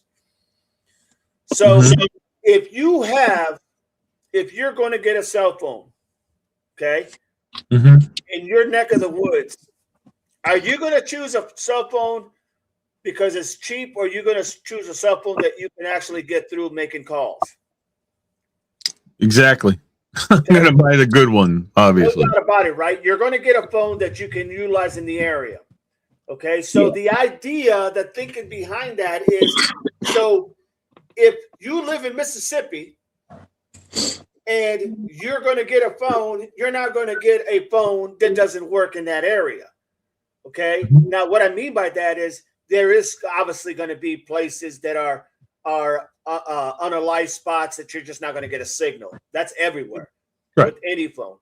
But the idea is that if, and this is just an example, if Verizon is horrible in Mississippi, which I think it is, because I work with some people that didn't carry that.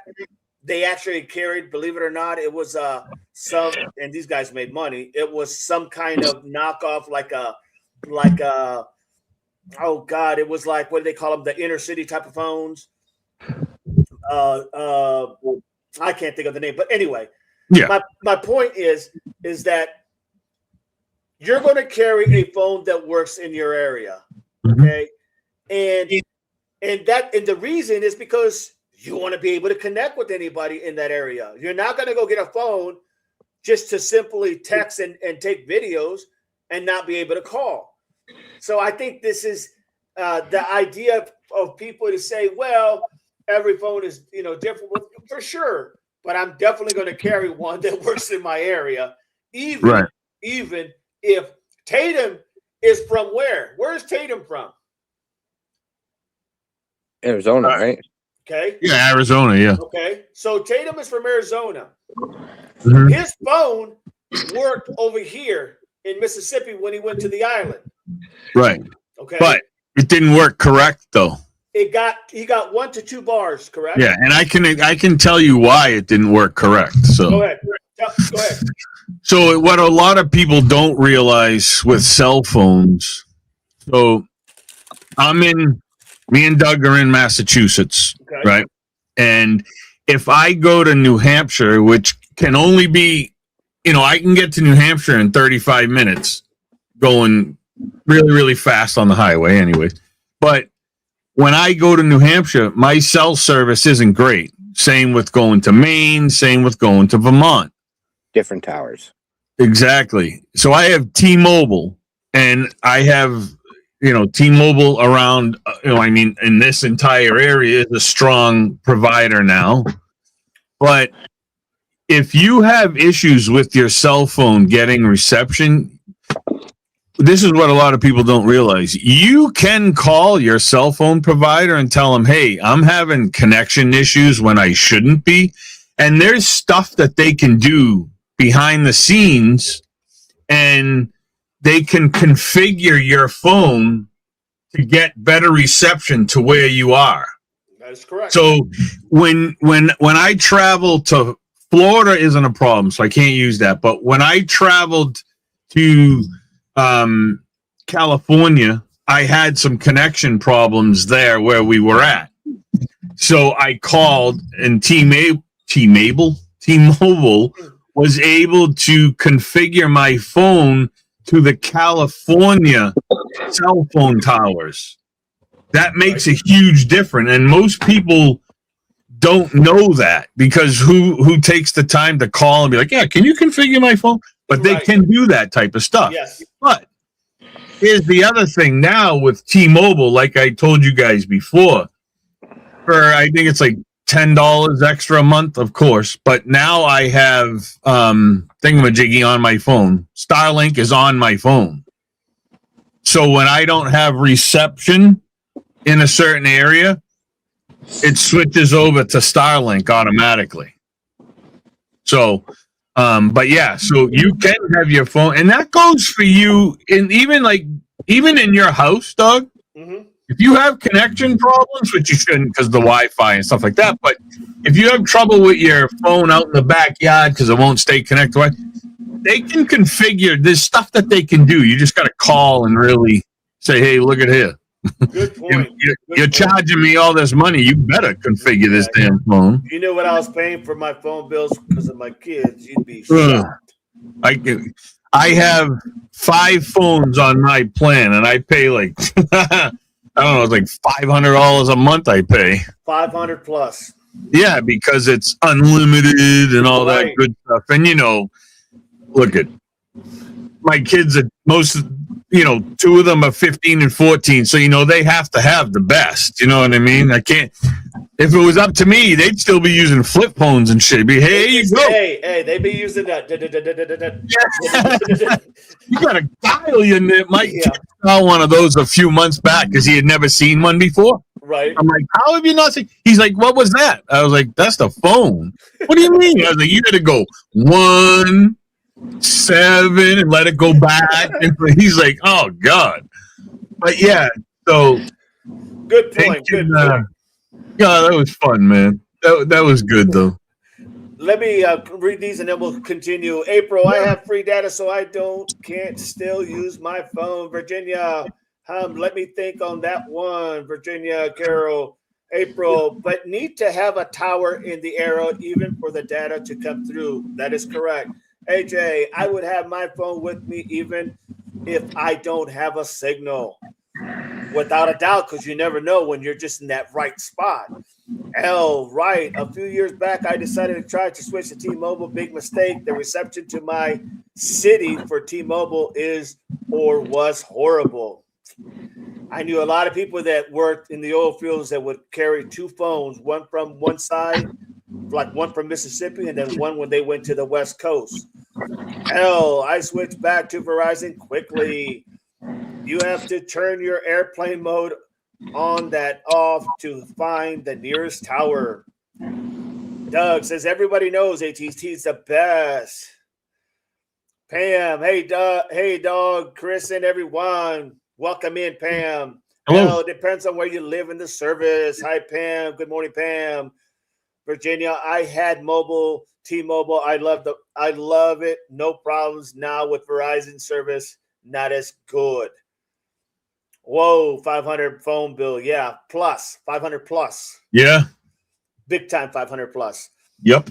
I just don't want to say it because it's outrageous. Carol, Nolan Wells, KC, alleged death threat sent to the judge. All right, thank you, Carol. Appreciate that. I have unlimited every month. Yes. AJ, you all need Visible 10 per month. No issues. You need Visible. I ain't even heard of Visible. Pam, A&T isn't a good here where I live in. T-Mobile's the best. Thank you, Pam, for always supporting the channel. L, Virginia, I think it's all about where you live, without a doubt. April, Pam, thank you for supporting DD. Thank you so much, Pam, for always supporting our channel. All right, so let's go ahead and continue. Doug, did you have anything? No?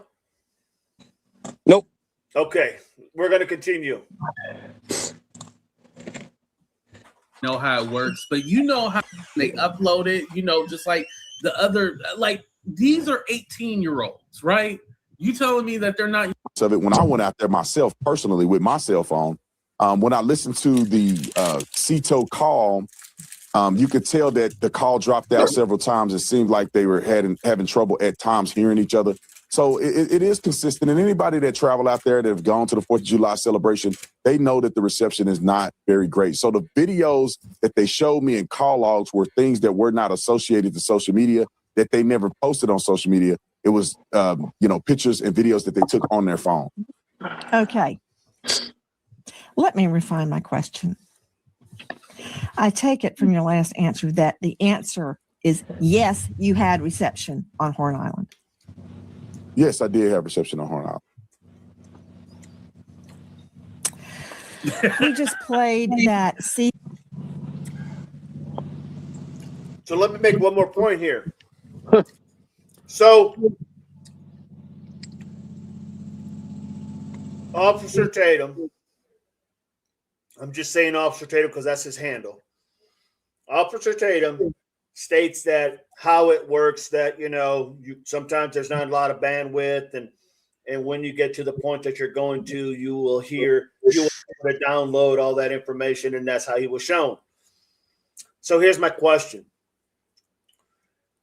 The mom and the dad of Nolan said what their son was about and how he loved doing this, taking pictures, videos, etc.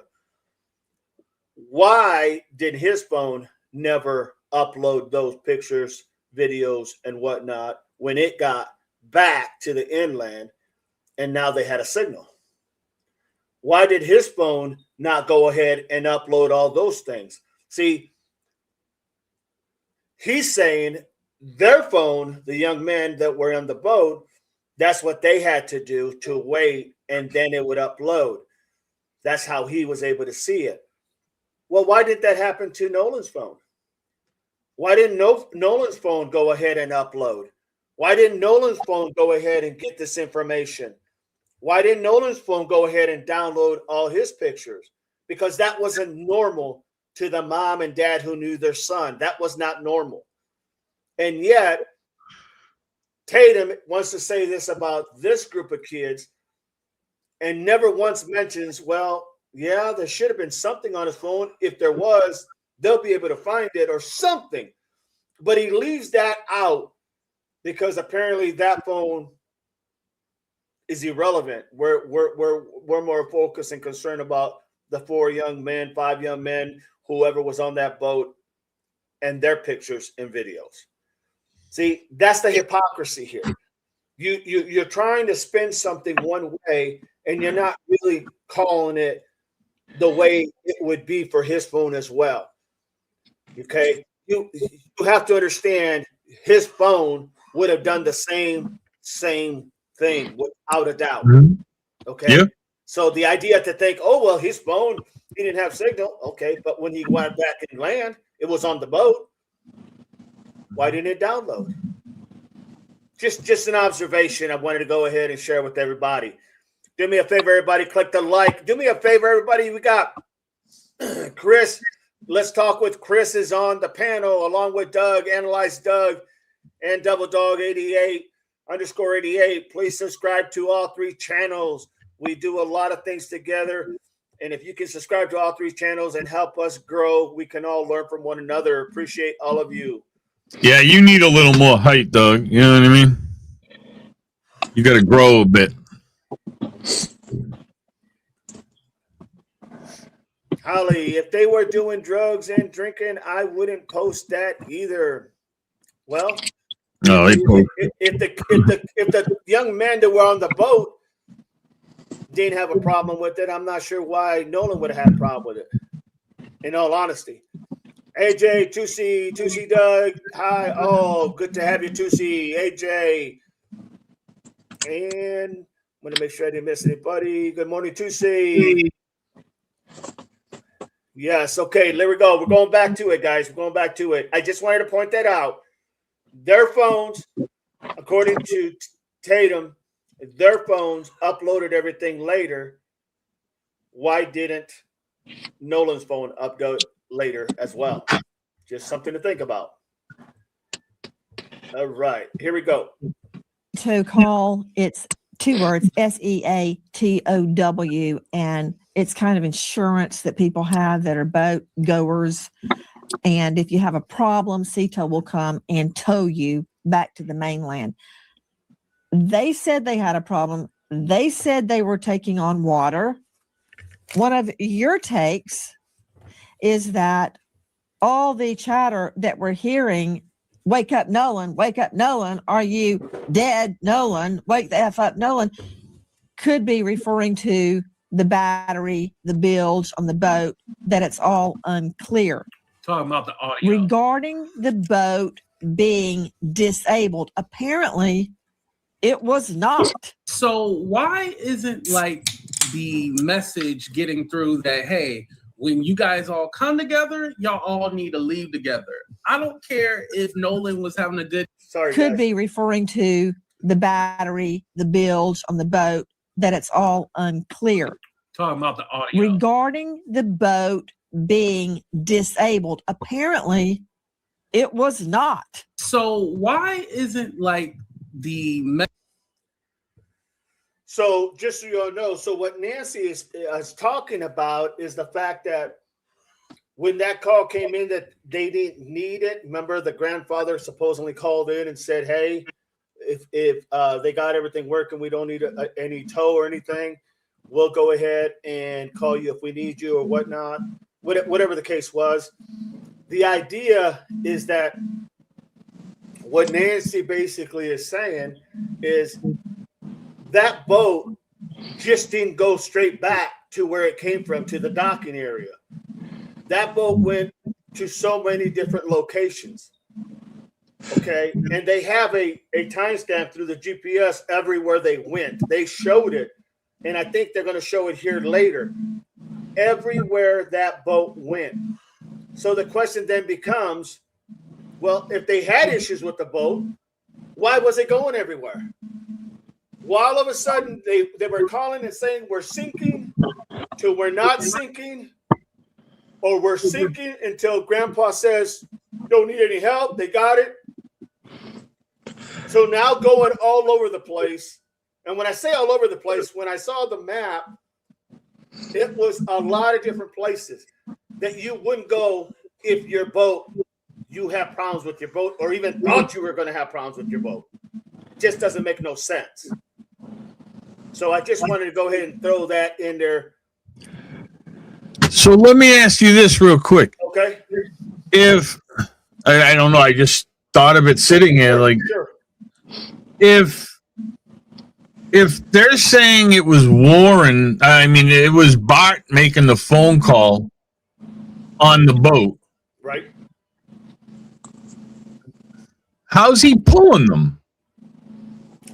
I don't know if he had people on that boat. I don't know on his boat. I don't know if he had a couple people with him, maybe. You know, I don't know. I can't answer that because I don't know. I don't know if anybody's even covered that. Well, you better find out. Well, I'm trying to do what I can. 85 in the chat, everybody. Click that like, share it, and subscribe to each one of our channels. Mods, please post everybody's channel. Thank you. All right. Here we go. Message getting through that, hey, when you guys all come together, y'all all need to leave together. I don't care if Nolan was having. The boat wasn't sinking. They told Cito it was sinking. What's the truth? Was it sinking and they repaired it? Did they have a leak and they repaired it and kept on SOP? Brandon Tatum joining us, former cop, now star of the Officer Tatum. Did the young man explain those travels we just identified? Yeah, 100%. They did that. I wish that people on the internet would have had an opportunity, and they can go look at the interview that I did with Warren, but they had an opportunity to actually talk to these young men to get this in perspective, because some people left the departure dock at 9:56. There's another one that's out there. 11:14, arrived at Horn Island. 4:31, departed Horn Island. 5:52, traveled into Fort Bayou. 6, returned to the original departure docks. 7:19, arrived at Fort Bayou, boat launching to be pulled out of the water. Now, there's another GPS breakdown, but I just wanted to pause it right there for a second. have no idea how boats function and how they work. They explained to me, they took me on a boat and showed me exactly where they went, where they docked, where did they, stop at, how did they get the bilge pump and the water out of the boat and all of the above. So they were sinking. They were taking on water. The water came up high enough that the batteries weren't working. They had to get a tow to kind of tow them out, where you can see the young lady saying about 3 miles out. It's a complicated boat's jargon, but they ended up getting the boat out. They ended up getting it to the point where they could run the boat, run the water out of the boat through a hole in the boat that they ended up plugging. They explained all this. Anybody that does boating know exactly what they're talking about if you hear them explain it on the interview. So they have an explanation for all of these things. And not only that, Nancy, they showed me video of them on the boat, and Nolan was not on the boat. Nolan was not on the boat log. And there are people who saw Nolan on the island closer to around 6 p.m., which is far after they left, far after this phone call was made. I saw text messages from the young lady that Nolan was with, the young lady named Katie. I saw her text messages. In her text messages, she said that she heard the boys yelling for Nolan to get on the boat. He did not. She said in her text message that she did not see Nolan get on the boat he came on, which was Wyatt's boat, which is the boat that was sinking and they ended up leaving on. So it wasn't just a statement that they made on a podcast. They were actually showing me evidence to the contrary of what the mainstream.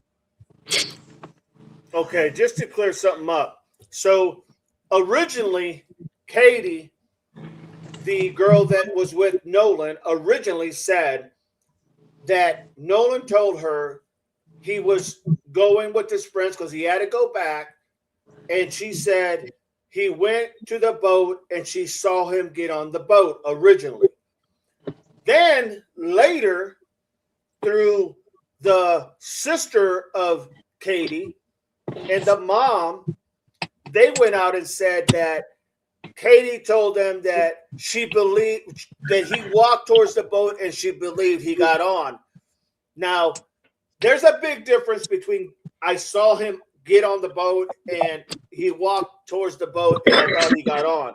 Now, you have to take everything with the grain of salt here, because you had a lot of people that were getting threatened about I'm assuming, this is an assume, this is not factual. I'm assuming because who wanted certain things to come out and not come out. It's probably why you've seen a lot of people delete their stuff. Probably why you've seen a lot of people go to private room, have their social medias on private. The idea that she literally said this. Now, in that interview that Tatum did with Warren, in that interview, he said that Katie confirmed what he had said, that he was going back with her. Katie never confirmed that. Okay. In my opinion, that was a very telling untruth. Katie never confirmed what Warren said in that interview, that when he said Nolan did not come on our boat, he said he was going to stay with a girl, and then he said, and Katie confirmed it. Katie never confirmed that. Even to this day, when sister and mom came out, they didn't come out and say that what he said was right. They said, all she said was she saw him say, because he said he had to go. She saw him walk towards the boat, and she thought he got on the boat. Okay. Once again, it's those little nuggets that you hear that make all the sense in the world that something's not right. Okay. The idea that he's going to say she confirmed it. She never said she confirmed that. Matter of fact, I would say the opposite. If anything, she literally did not confirm anything other than to say he walked towards the boat. I thought he got on. Okay. And that was before he said he was going back with his friends. He had to go. I saw him get on their boat. So was there some calls made? Was there some threats made? Was there some talking made? Was there some chat? I don't know that. I do not know that. But we do know that people are getting threatened a lot, all over the place, from everyone, from the family to the young adults. Everyone is getting threatened. So that could change people's minds real quick. Just saying. Let me move on along. Anything, anybody? Nobody? I'll wait till the end. Not at the moment, sir. Thank you for asking, though. You're welcome. YouTubers and some media outlets are putting out to the. But even with that, all the friends are going to say that the other men were drinking to people at large. And so I wish that people would go watch the interview, or at least take some time to listen to these boys' statement. And I'll say the story that we're running with, this is what we're going to say. They're all protecting each other, because you got to think about this too. With the Nolan Wells situation, they just said that, there was large amounts of alcohol found in his system. So are we going to say Nolan was the only one drinking? We're not going to say that the other men were drinking too. The young men, we're not going to say like they were drinking. Like, come on now. Who else had alcohol in their system? Just Nolan? And I understand they got to do the toxicology report and all that. But at the same token, I think this is one of the reasons why they're being so secretive, because they could have had a alcohol drill. In their time sending everybody on a rabbit trail when they could have just talked to these boys, and they could have, but they refused, because I saw a message from Warren where he called Nolan's mom twice. I've seen messages from Warren's stepmother, Ashley, where she sent Nolan's mom a text saying, please reach out to me whenever you're ready. I would like to talk. Other parents I saw messages from who reached out to Nolan's mom saying, we need to talk. Can we talk? I'm available if you need to talk to us.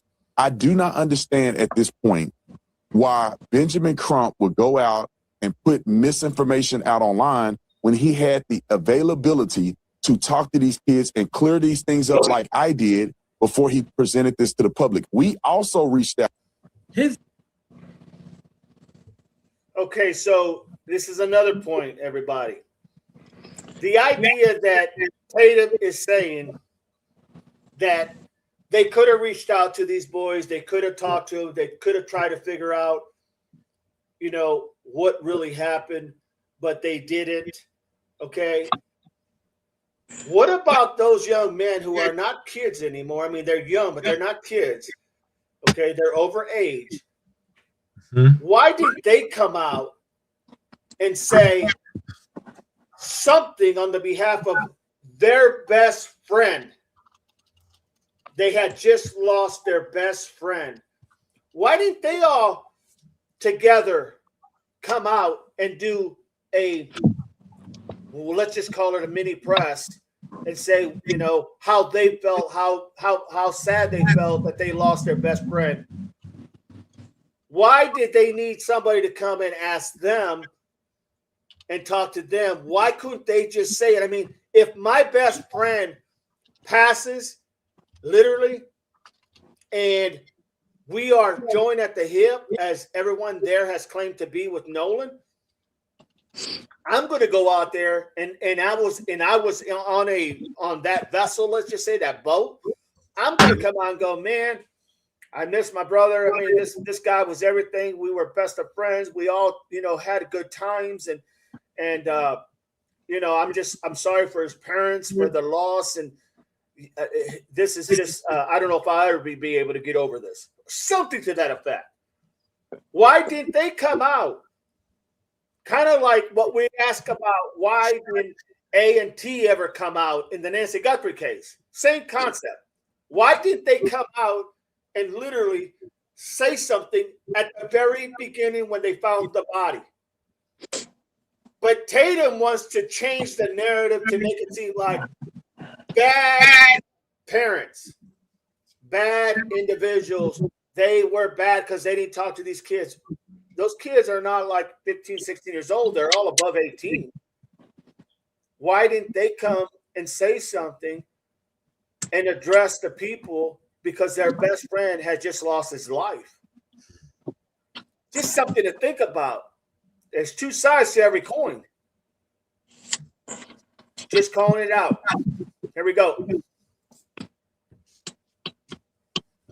His mom doesn't owe you shit. She doesn't have to talk to them if she don't want to. There's still an active investigation. So why aren't we thinking like, hey, with it being an active investigation, she was probably advised not to talk. This is why you lawyer up. She lawyered up. And on the fifth time, they come back and tell us that the family is not doing interviews. We didn't ask to talk to the family. We asked to talk to the attorney, Benjamin Crump. Why? So we can come together as a community and solve what happened to Nolan Wells, not create and stoke division, which is what I've seen Mr. from Tatum, Benjamin that Crump. is exactly what we're trying to do. And I hear everything you're saying. And, you know, I think like a prosecutor, my main goal is to find the truth of what happened to Nolan Wells. And one thing I cannot get away from is the medical examiner friends taking polygraphs. Well, from my understanding, all but I believe one took a polygraph and solve what happened to Nolan Wells, not create and stoke division, which is what I've seen Mr. from Tatum, Benjamin Crump. That is exactly what we're trying to do. And I hear everything you're saying. And, you know, I think like a prosecutor, my main goal is to find the truth of what happened to Nolan Wells. And one thing I cannot get away from is the medical examiner friends taking polygraphs. Well, from my understanding, all but I believe one took a polygraph, and from what was told to me that they all passed, and all of the ones that took a polygraph took one without a lawyer, and they cooperated with law enforcement. So from my understanding, everybody took a polygraph. Why do you say that's test, from what you understand? Did they tell you they took a poly and passed? They yes, ma'am. They told me that they did it. I wasn't there, so that's why I'm saying from my understanding, they told me that all the boys except one, which is Warren, I believe, took a polygraph test. All of them did not have lawyers and did it and cooperated with police. Warren also cooperated with police. I just believe he didn't take a lie detector test, but Warren is the young man that I interviewed. So according to what they told me, they all took a lie detector test and passed. And it's an equivalent of a lie detector test. It's not a traditional lie detector test, but it's the same theology of trying to get to if a person is lying. I don't know. So at first you say, yeah, and now you're saying, well, they. So once again, you come back to Tatum is saying they did take one. Then he says, well, it was equivalent to one. It was equivalent. And then he states, no, they didn't take a polygraph. Now, my thing is this. Look, if they took one, great. If they didn't one, great, fine. Whatever they choose to do, they don't have to take anything. But the idea that he's going to sit there and try to make it seem like, yeah, they went ahead and they all took it. They all took it, but one person, and that was the person I interviewed. Well, he interviewed 4 people. According to what I've read, he interviewed 4 different people, not just Warren. So it just appears to me like, once again, he's trying to use smoke and mirrors and try to pretend like all this was done, when in reality, only when he's caught, he has to come out and literally say exactly what they did or didn't take, and that's the one thing that ought to tell you, as people who watch and are following this case. It's those little things that someone says that just doesn't add up. And when you put one thing, that's all it is one thing. But when you have a lot of little things like that, there's a reason why the direction is going the direction it's going. All right. So let me go ahead and continue. Go ahead, Doug. I just want to make one observation. Sure. So the one person that didn't take the polygraph test is coming out and speaking to the reporters and being the liaison for the rest of them. Is that because they don't want to get caught in a lie? I mean, obviously he can't get caught in a lie because he didn't take the test. Everybody else that took the test can't go forward and talk to them because they don't want to get caught in some type of lie. Very good point. Very, very good point. No doubt about it.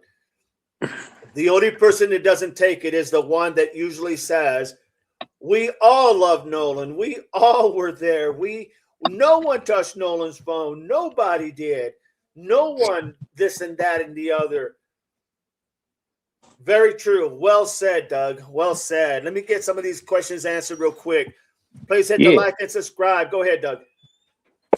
I was just agreeing. I was saying, we're getting behind on chat. That's spot on, my friend. Marianne, hi, Tushi. Good morning, Tushi. They also have better plan. Tushi, Doug, hit like AJ still can be 20. Remember, he played college ball. He could get in trouble with the school. True. That is very good point. Holly, Barney, hello, everyone. Sorry I'm late. You're good, Barney. Welcome in. Crystal, welcome in, Crystal. Click the likes, everybody. I personally will take videos and pics when I don't have good reception and upload later. And that's a good point, Crystal, because that's what I'm saying. Why didn't literally Nolan's phone get updated? Why did that not have anything showing when it came back to the inland? Just wondering, good point. Pam, Chris, you have to bring it in other channel panels. Says AJ, Barney, April, Tusi, I'm going to go for a walk and listen, but I'm here. You got it, Tusi. Oleg, I am so confused with the case. My head won't accept it. AJ, Oleg, Pam, okay, Tusi, have a good walk. Pretty Little Clues, good morning to all and real ones in here. Barney, AJ, Oleg.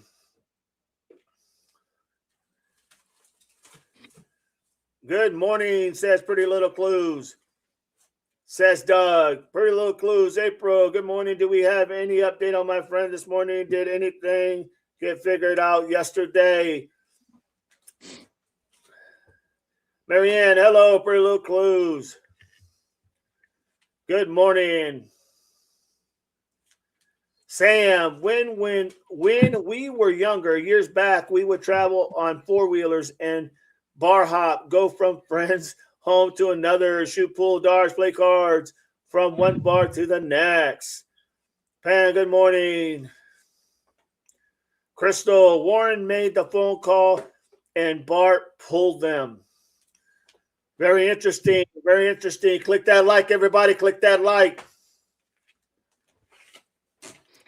Sam, morning. Photon, good morning. Sam, this is common among young people who do crazy crap. At that age, you think invincible racing cars, AV, dirt bikes, and whatever. Photon, morning AJ. Gene, boat log. L. Devil Dog, yeah, I didn't know you had Fabio on the panel. Big fan. Awesome. Thank you. Pretty little clues. Photon, morning. AJ, Photon, morning. Wayne, amazing how he makes these statements as if they're conclusive. Never once saying according to. Well said, Wayne. And that's my point. It's trying to change the narrative. Look, I know this because I have worked in law enforcement for quite a while, and I do know exactly this is why I'm seeing is that he's leaving a lot of things out. Okay, he's leaving a lot of things out, and he's misrepresenting a lot of things as well, just to go ahead and change the narrative. Well said, Wayne. Well said. True, Wayne. And good morning, said Marianne. Crystal, if you look at the video you just showed, it definitely looks like there are a few people trying to solve problems with the motor, the back of the boat, just what I saw and looks like. Good point, Crystal. Motor City, never any changes to any of their statements. Well, no, because only one person's really giving out their statement and everybody's following that lead. AJ, please hit the like, subscribe if you haven't. Photon, good point, though. Good point, Motor City. Subscribe if you haven't. Photon, please don't forget to smash the like, everybody. Marianne, Crystal, Motor City, hello and good morning. Welcome in, Motor City. Crystal, good morning to everyone saying good morning.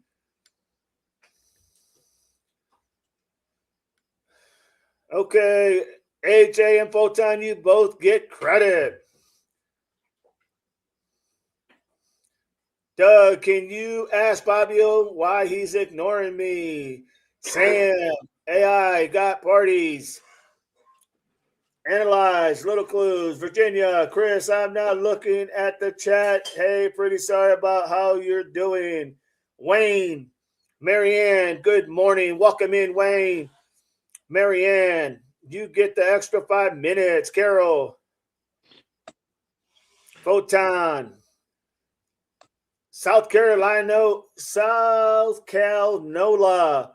To my knowledge, they tried and have, for all we know, unfortunately, that scenario doesn't make money or clicks for opposite side. Point well taken, AJ. Okay, Marianne. How do you know they didn't? I don't know. How do you know they didn't what? I'm not sure I follow NOLA. How do you know they didn't? Photon, hi, Wayne. Motor, I would be scrambling with a lot of hurting pain if something happened to my best friend, without a doubt, Motor City. No, don't make me the boss. Virginia, all these tapes, interviews will come out in court. Yes, they will. Wayne, Virginia, he didn't. But after you interviewed the person, you used the preposition according to. Well said, Wayne. Photon, Marianne, L, NOLA. Please like and subscribe, everybody. Jeannie, see all but one took the polygraph. Correct. Thanks for reminding me. Just hit the like button. Thank you, Motor City. Appreciate you. I'm here, everybody, but we'll be slow in chat. Got to get myself together, get myself to the driving lesson. You got it, L. Jeannie, hey, Photon. Carol, hello. Trying to get caught up, everybody. Wayne, I understand, was explained. Marianne, thank you, everyone, for smashing the like buttons. Whiskey, the autopsy is complete. No release date. They're not going to release that at all, Whiskey. They've already come out and said, the DA said no one's getting that autopsy report until the grand jury gets to see it first, along with the toxicology report. Photon, hi K, KB. Wayne just became a new member. Thank you, Wayne, for supporting the channel, my friend. God bless you, and thank you, Simplify. Appreciate you. Photon, well, Wayne, welcome. College coaches don't care that the players party like this. A lot of colleges coaches, that's possibility, Sam. Wayne, thank you. You welcome. L, Wayne, thank you for being a member. Oleg. Welcome the pups. Welcome to the pups, Wayne. Thank you. Motor City, what up? What up, though? Welcome, Wayne. Wayne, thank you. Holly, Nolan was on a scholarship to play college ball, so maybe that's why they didn't post the pictures. Very possible. Good point.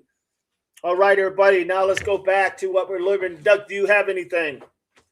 Nope. Guys, everybody in the chat, please keep everything respectful. Keep the continuity going. It is going good. Let's end it well. Here we go, everybody. Thank you so much, everybody. Click like and subscribe. Be a member. Be a Devil Pup investigator in the house. All right, everybody. Here we go. Took like one that's kind of like, you know, the equivalent to like to analyze if So the then people were the telling the answer truth or to not. did they take a polygraph would be no. Well, yeah, I think it could be semantics because they took a test to analyze whether or not they were being truthful in their statements, and that certified test, they passed it. It just wasn't considered a traditional polygraph. I think it's a more advanced way of doing it. Brandon Tatum. Hold on. In a nutshell. So you don't know whether or not they took a polygraph test, or they took something that's kind of similar to one, but you are speaking for these young. And I'm sorry, everybody, but here's another thing too. Jim, welcome in. Welcome in. So the other thing I want to point out is that, and I forgot to point this earlier, was that when Tatum is giving his detailed explanation and all this stuff, here's what bothers me. Nancy Grace asked Tatum, so they didn't take the polygraph. And he says, well, semantics. And then at the end of the day, he says, yes, they didn't take a polygraph. Okay. She asked him, well, what was it called that they took? And Tatum says, I can't remember what it is. Now, it is very telling that he's there, and I say representing, he's claiming to be independent, as in he just wants the facts. But the reality is we can all see that he is definitely supporting this group for whatever reasons, instead of just calling balls and strikes. But the problem becomes is when he does say that, and he says, and he can't even tell you exactly what they did take. He just says, I don't remember what it's called. How can you not remember when you are literally beating the mouthpiece for these people, for these young adults? I'm not saying that they did anything wrong. I'm just saying, why isn't he know what the hell they took? Probably because he knows it wasn't the same as a polygraph test, as a lie detector in layman's terms. Just wanted to point that out, everybody. Here we go. White boys, you're speaking. Doing, after this incident. Right. And I say, based on all the things that I've heard, it appears that they've been very truthful with me and law enforcement. They've already communicated with law enforcement very early on. Okay. Officer Tatum, coming from you, I do give that credence because you were a Tucson PD. Oh, God. I've had people sit down, look me right in the face and lie, and they are so convincing. So I don't know who's telling the truth. I don't know what. He is a liar. Trust me, Nancy. He's a liar. So are we saying that law? The family is not buying what they are saying, Tatum, on YouTube. Did the young men you interviewed, I believe it was 4 of them, state that Nolan did not have reception, or did they explain why there are no pictures, texts, instance, nothing on his phone? Did they have an explanation for that? Yes, ma'am. They didn't mention anything about whether Nolan has service or not, but they articulated the reason why Nolan may not have, certain pictures on his phone. And they had mentioned because Nolan spent the night at their house the night before, because it's traditional for the last few years that they actually went to Horn Island together. But they were saying that they had taken pictures at the house. Some of the pictures that you've seen floating around online were pictures that they took on the boat, but they didn't take those pictures when they got out there to Horn Island because they were having fun.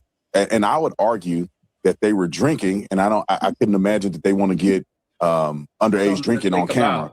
So what they had articulated to me that it wasn't abnormal for people not to snap and not to do a lot of pictures and things like that because they were focused on But you being told me off of the they mainland. showed you pictures and videos. Yeah, so but they it's did not take pictures uploaded. and videos. No. It's not a lot of pictures and they weren't uploaded. So when you're talking about Snapchat, you're talking about a platform where people are uploading images and pictures to produce to the world. What they showed me were things that they had recorded on their phone. So once again, I come back to the idea. King of Florida, welcome in. So, well, that's good that he believes them. But here's the thing. Once again, it goes right back to why didn't Nolan's phone download all that pictures and whatnot, or any of, for that matter, when they got back to the inland? Why didn't it download like the other 4 individuals or 6 individuals or whoever? Why didn't it go ahead and download? It should have downloaded just like their phone, right? But the family still said there's nothing on there. That doesn't make sense. Or did it download and then was deleted?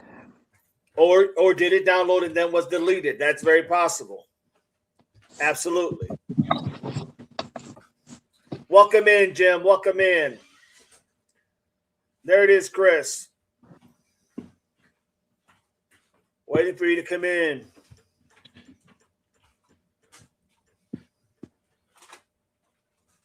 See, I'm just trying to give you the inconsistencies of what is happening and why, to me, it stands out.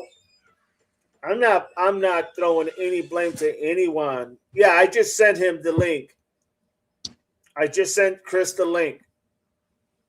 So I don't have any per se skin in the game other than the fact that this is a young man who has literally gone unalive. And what I'm hearing is not anything that remotely depicts what could have happened or what did happen. Just my opinion. I'm thinking because he wasn't trying to download, he took pics and videos in the camera roll and was going to upload later. That's a good point. That's a possibility, Crystal. Trinidad. I watched all the interviews. I watched everybody's podcast speaking on this question. Ain't nobody asking is.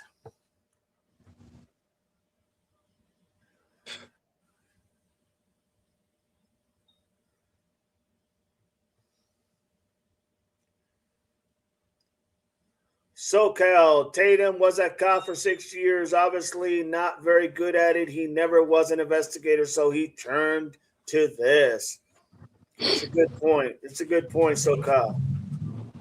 Tusi, thank you, DD, says AJ. All right, we're going on. Going on to the next clip. Phone, and it wasn't a lot of different things because most of what they did was drinking and having fun in the water. And so, but what they had articulated to me as well is that it's not abnormal for people not to snap. It's not abnormal for you not to have your phone. And Nolan wasn't the only person that left his phone on the boat. They also mentioned to me, and you can see it in the interview that they did, was that they had no reason to touch Nolan's phone. They weren't thinking about Nolan's phone when they thought the boat was sinking. And when they got to the house, it was no incident when it comes to Nolan getting the phone back to Officer? The friend and parent. You're going far afield from my question. Let me redirect you back to their phones. Nolan has nothing on his phone. I can't stand her. We're I in an hate older her. home that has an old heating system and that does not have central air conditioning. We Really? have the perfect. They That's- have pictures and videos on their phones. You told me that they exist, whether they posted them or not. So they were taking pictures and videos. Don't you see why the mom, Nolan's mom, is concerned? There's nothing on her son's phone.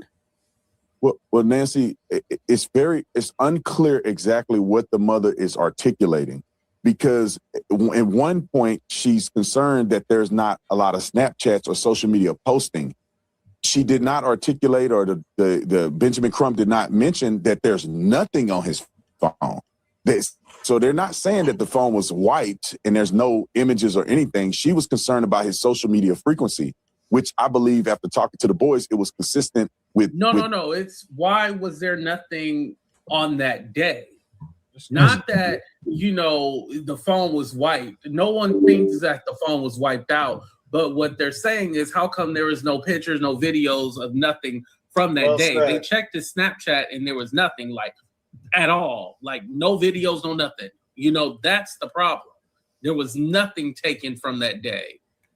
What they said, and it was consistent with basic deductive reasoning, that maybe he didn't post a lot on that day. So what remains a focus for me, and if I was investigating this Not case, talking about I posting. would want to know. I'm not talking about whether he posted, know, officer. Really? No, He didn't what even I'm saying take is anything. that There's no pictures. There's no anything.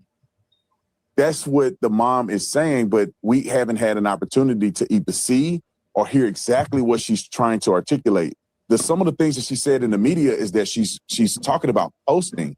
I don't believe she said that there was nothing at all on his phone, no pictures, nothing.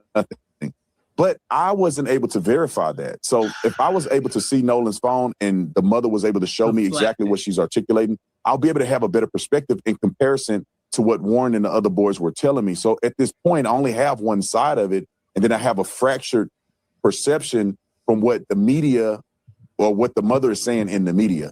So when the police officers look at his phone and they do a forensic extraction, if they're allowed to do that, they will see plainly if Nolan was on his phone, if he had taken pictures, and if they were deleted. Now I'll implement. You know what's so interesting is that it's like a Nolan's fan want to do an interview with. You see where the problem lies? Project. If I were to make an assumption that if they were trying to cover up something that happened to Nolan, I would perceive that they would throw the phone in the water or something where it never would be recovered. Or if they had access to get into the phone, they wouldn't just delete, they would just completely rewrite the phone or, do a hard reset. Or they wouldn't give the phone back to mama or the family anyway. So with those factors put in place and what I've talked to them about, it seems as if their story seems consistent to me, that they did not get in the phone. They did not know his password. They had no reason to believe that there was a necessity to get in the phone, officer, and they gave it over to the I'm not saying family. you're wrong. I'm saying I'm not taking anybody's word for anything until I investigate it and corroborate it. Again, that's fair. Maybe they're completely innocent. Maybe they're not. I don't know. Or maybe someone else had something to do with Nolan's death. I don't know, but I will find out. And you said, I don't know what she said exactly. Well, here is what Nolan's mother said. When we opened it up, there was nothing. There were no saved pictures. There were no snaps from that day. And we did open it before the 24-hour expiration. So we found that very concerning, only because anyone who's ever been around Nolan will tell you at social gatherings, he's taking videos, he's taking pictures, he's even come up to me when I'm getting ready to go to bed. Hey, Ma, come on, take a picture of me. He's just, that was Nolan. So that's why we feel that things may have been deleted, was because of the fact that there was nothing in either one of his accounts. Okay, to Tanya Jordan, Bark parental control officer, And that's what she was saying. There was nothing from that day. She wasn't saying in general, because obviously, if everything was white going on, would you like to interview us? I would say no. Let me know what you guys think in the comment section. Tatum and actually ask them real questions and not such. Okay, everybody, that's all of it. So basically, I guess my final point in everything on this whole interviewing is you got to ask the question, why did these young men choose Tatum to be interviewed by? Why did they choose Tatum to interview them? Okay. And here's what some of them had said. And I'm going to paraphrase here. When he asked Warren, why did you choose me to interview you? He said, because me and my friends watch you, man. We really like you. We seen that you were on our side. We seen that you were for us, that you were listening to what we had to say. And because of that, we really just liked you. We like who you are. We have the same values. But the nugget in there was, we wanted to talk to you because you were on our side. Okay? If you don't believe it, go look it up and you'll see it. The other individual said, he asked Tristan Shepard the same question, and he said, oh man, he said, we really we just like you, man. We watch you all the time. You know, you really, you know, we have the same values, and we really like you, and you really, like, you were on our side. So that seems to be the narrative. Now, I don't think they're going to talk to anybody who's not on their side. Don't misunderstand me. Don't misunderstand me. I'm not saying that, well, they should have talked to people that didn't. No. I'm not saying that one bit. What I am saying, there's a reason they felt comfortable. What reason that is on the big grand scheme of things, I don't know. I can't get into their mind. I can just tell you what was stated or what was said, and then you have to decide, well, they could have went to ABC News. They could have went to NBC. They could have went to a lot of these outlets that would have loved to hear what they said. And I know Tristan Shepard did go to a couple. I think he went to an ABC News, kind of said that he didn't really like how they spun the story, something to that effect. But I think he was the only one, in my opinion. I could be wrong, but I think he's the only one. Here's the thing. They went to this man because he thought he basically, as they said, because you sided with us. They're not going to have this conversation with anybody that's not going to just do an independent, literally an independent interview with these young people. So once again, I'm not saying who's guilty, who's not guilty. I'm not saying who did something, who didn't do something. I'm just telling you and pointing out what Officer Tatum has and how he has misled some of these things he has said. Okay. And it's obvious that he has misled a lot of people. Anybody who is watching this definitely could have been misled in a heartbeat. And whether he did that purposely or whether he did that accidentally, I don't know. Okay. I have my own thoughts, but that's just my thoughts. Why he did it for. So that was the reason why I felt it was necessary to have this interview or to show this interview and to break it down, because there's a lot there that speaks volume. I don't know if he was compensated for the interview. I don't know if they who got a hold of him for the interview, but I can tell you it wasn't done just because I like you. That doesn't work. Okay, not in today's world, in my opinion. So with that, Chris, what do you think?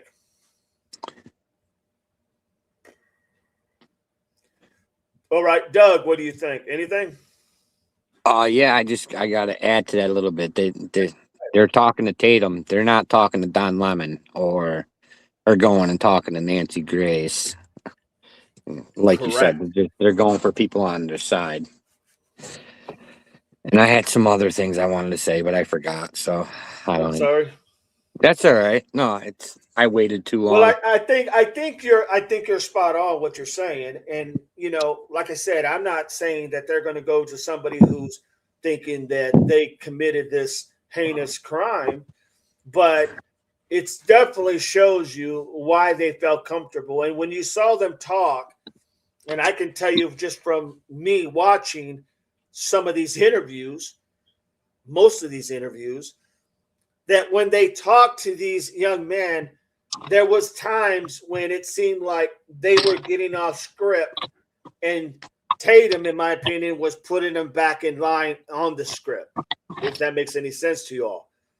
There was times when Tatum had to bring them back in because either they lost train of thought, they lost where their place was, and they had to get back on that narrative, and that was so obvious.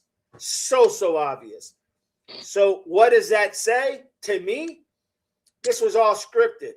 To me, this wasn't one of these spontaneous type of conversations where you go, hey guys, I'm so-and-so, and thank you for wanting to talk to me and have this conversation.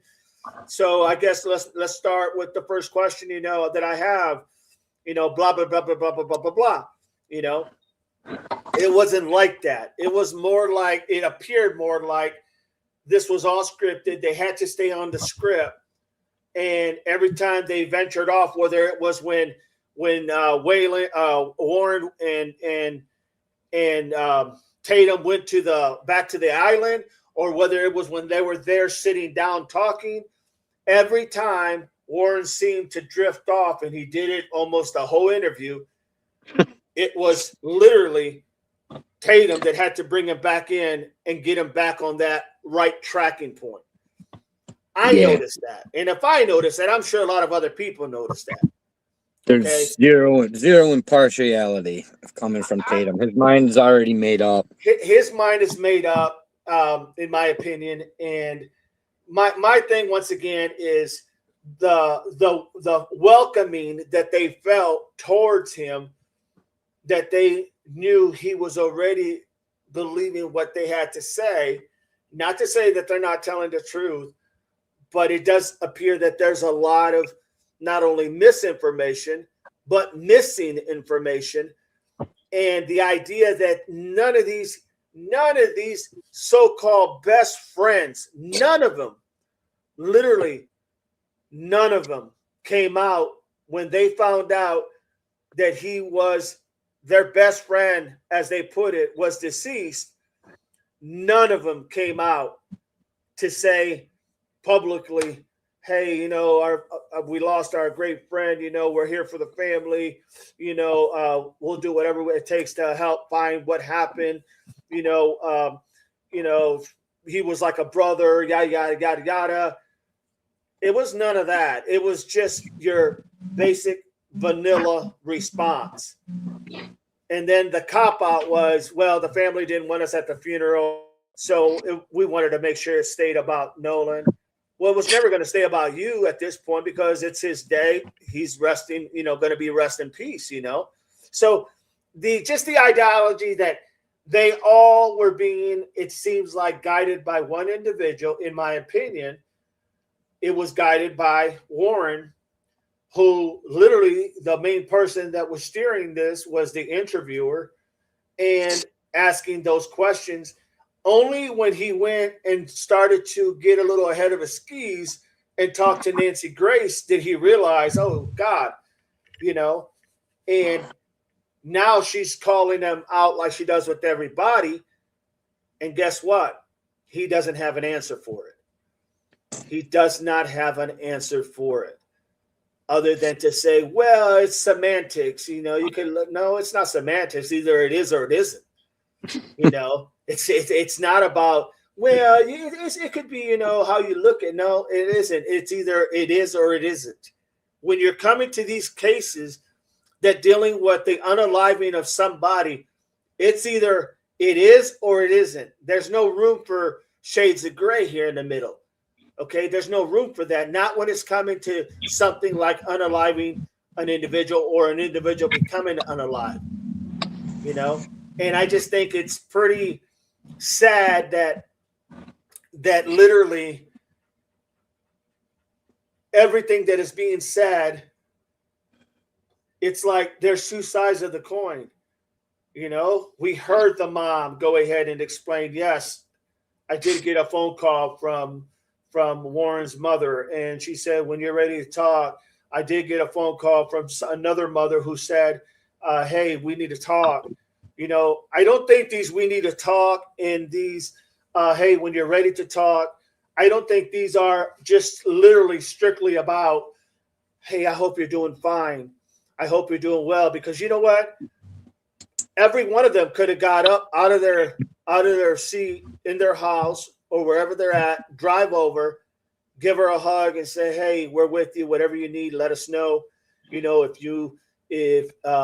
I'll talk to my son and see what the heck he knows, you know, yada, yada, yada. I mean, you would think if they were friends, that's what they would say. But that's not what we heard. That is far from what we heard. Okay? So they want to put it on. Then the last thing I want to leave you with is, so I find out that the mom, when this all happened, the day after, when they got their attorney and you know, they got Ben Crump and the other individuals that are representing the family, you know, the mom, it was reported that was being literally her job was being attacked because she started getting all these, I guess, negative reviews came out of everywhere. Now, this is the mom that just lost her kid. She's trying to be the mouthpiece for her kid. She's trying to be the spokesperson for her kid, okay? And they're going to go after her job. They never had a problem with this lady. Has been well-liked and had much success in her business, in what she does, okay, that in the healthcare business, that literally now all of a sudden she's got all these reviews are coming in, and now her standing is like a 1 out of 5. That doesn't happen by accident, folks. This is people that literally are trying to basically either shut her up or get her to, like, you know, hey, you're going to lose your job. And you got to remember, if I'm not mistaken, it's Warren's dad and her that work in the same hospital, if I'm not mistaken. Mm-hmm. So that's pretty shitty, if you ask me, that you're going to attack a woman who just lost her job or just lost her son, and now you're going to affect her job performance when it was fine and good, and now all of a sudden, mysteriously, it's below standard at the very bottom. That doesn't happen by accident, folks. It doesn't happen by accident. He's the one that put up the 50K. And then he's the one that put up. Yes, thank you, Doug. He's the one that put up the 50K. Like, really? It just. Also, I was talking to my kid the other day. Right, he's my 22-year-old son. Yes. You know, he knows all about the Snapchat and stuff. He does the boating and thing, and I put him into this situation, and I asked him, if you were out on an island with all your friends, like, what would you do with your phone? What wouldn't you do with your phone? He says, I would have left my phone on the boat, but I definitely would have continued my Snap streaks. There's a thing called streaks where you have consecutive days with certain people, and he's like, I wouldn't have broke my streaks. I would have at least continued them. So the fact that there's nothing on the Snapchat, it just says a lot to me. Sure. When he said that, I was like, yeah, you're absolutely right about that, bud. Well, see, then that's a good point because that just shows you, young man, your son, being young as he is, he's in that right stratosphere as to what these kids, what they do a lot. I say kids, young adults, what they do a lot, and how important that phone is. In whatever form, how important it is to them, whether it's Snapchat or whether it's just to make a phone call, whether it's to text a friend, whatever. It is that important. It is a part of, you could almost say it's a part of the human body. They got to have it, right? And hell, there's a lot of us adults that are in the same boat. We got to have it, So that's a very good point, Doug. Very, very good point. Mm-hmm. Once again, everybody, this is just to get you all to think and have your own opinions. You don't have to think like me or anyone else on this panel. It's just to get you to think that there is two sides to every coin. And right now, we're supposed to believe one side and not the other, and that just doesn't fly. That does not fly with me. Click like, everybody. Subscribe to all 3 channels. Double Dog _88. Let's talk with Chris and Analyze Doug. If you like the live, please subscribe. Become a Double Dog Pup investigator. Become a member. And definitely become a subscriber. It is free. Appreciate all of you. Let me read some of these chat things here. Holly, go ahead, Doug. Go ahead. I was just saying, can I do one more opinion? Absolutely. Go ahead. I think this is what white privilege looks like. I just have to say that. And we have an arrest of a death threat against the white side of the family, but we have nothing against the black side of the family, even though them ones came in first. Right. So this is just what it looks like. And it's playing out in front of everybody to see. That's a very good point. I mean, that's a very good point. The idea that this still exists is not a shocker. The idea that this stuff happens in today's world is not a shocker. It may have happened many, many, many years ago, where certain people were unalived, but it still goes on today. People's faces change, mentality stay the same. I mean, let's just be honest. And the reality is that's a very damn good point, without a doubt.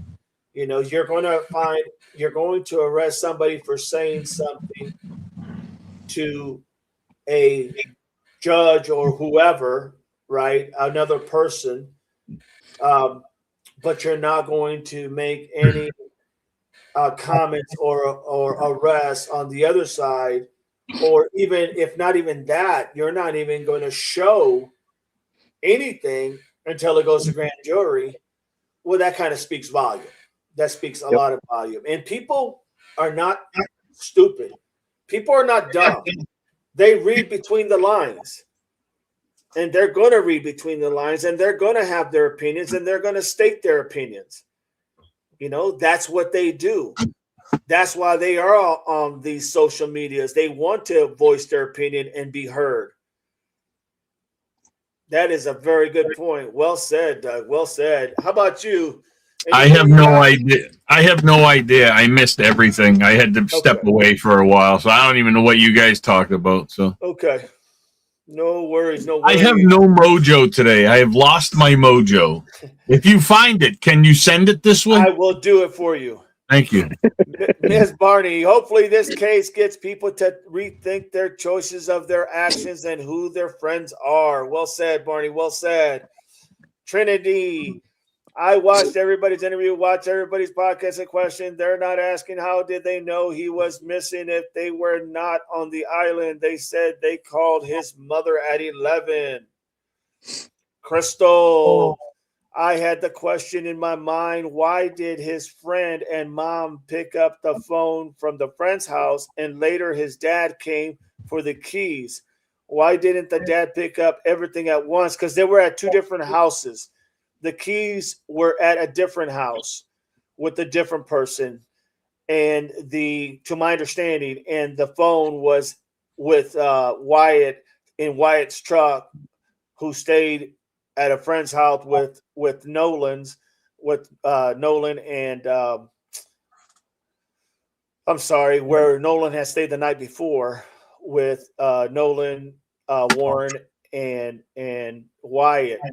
So that's why that they did it in two different things, is because of the fact that they were in two different places. That's what I read and that's what I heard. Because I thought the same thing at first until I heard the correction, and then it made sense. AJ, Barney, King of Florida, how would they delete things without his password? I don't know. Maybe they did have his password and they're just saying they didn't have his password. I mean, let's just say they were best of friends, weren't they? Friends share everything with friends, don't they? I don't know anymore. I mean, I don't know who I don't know anymore who their friends are. Well, First, I'm being sarcastic. No. I'm saying, like, I don't know who really is a friend and who isn't.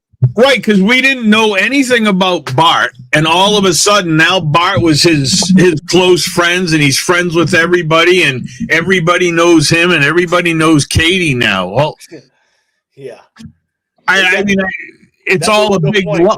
Yeah, it's a big lie now. It's just absolutely. I found my mojo. It was next to me. It was inside my coffee cup. God damn it! I rubbed the lamp for you, Chris. Thanks. But yeah, no, I mean, I know what you were saying. I'm just like, I don't know who's friends anymore. Like, well, true, and that's the whole point too of watching this. What we just broke down was just that they all claimed to be best of friends. They all claimed they were so great friends. But when you go look back and you hear Warren say, "I never met his mom and dad. I never met the mom and dad, but we were best of friends."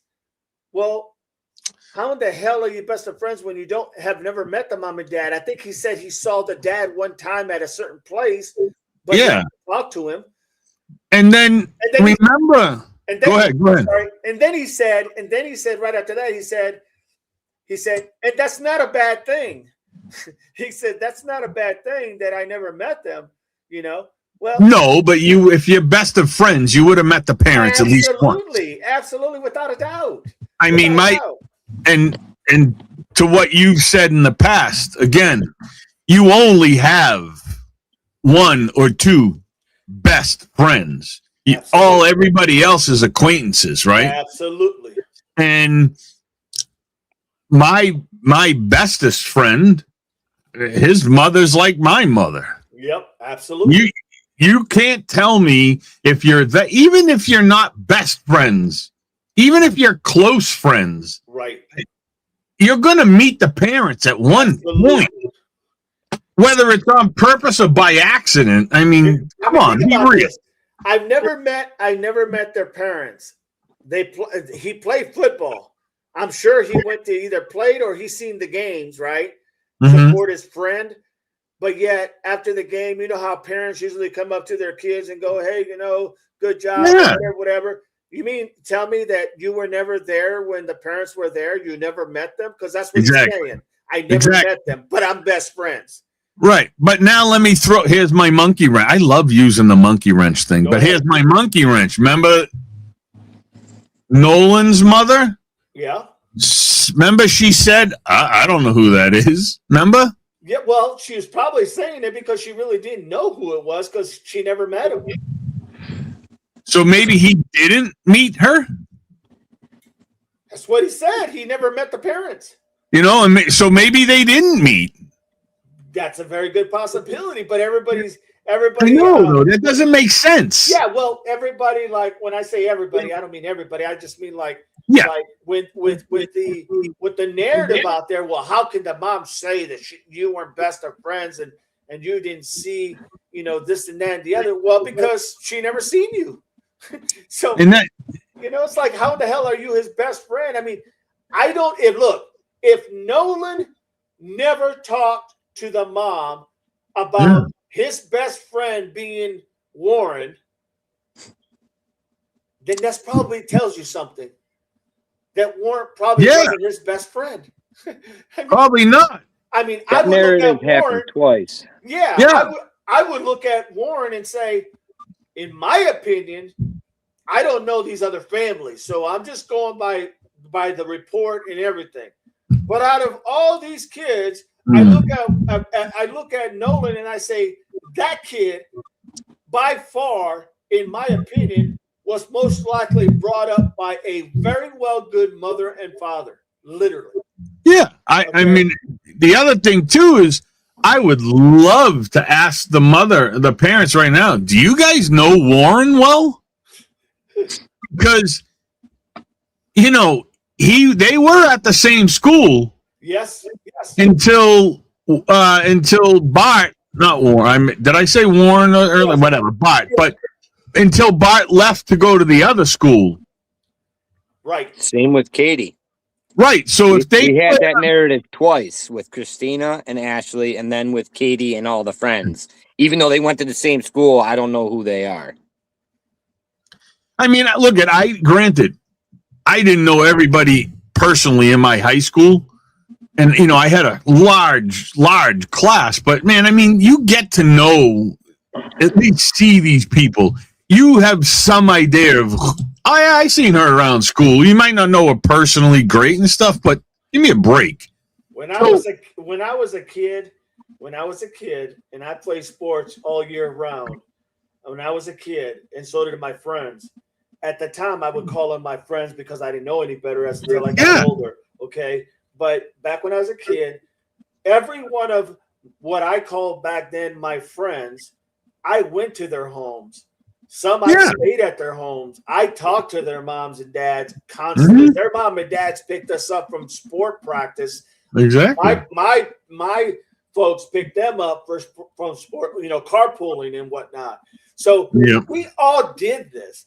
So the idea of, and these guys were all in the same town that I lived in, and we were just solid. I mean, solid. We did everything together, and I knew every one of their parents. I knew where they worked. I knew who they were.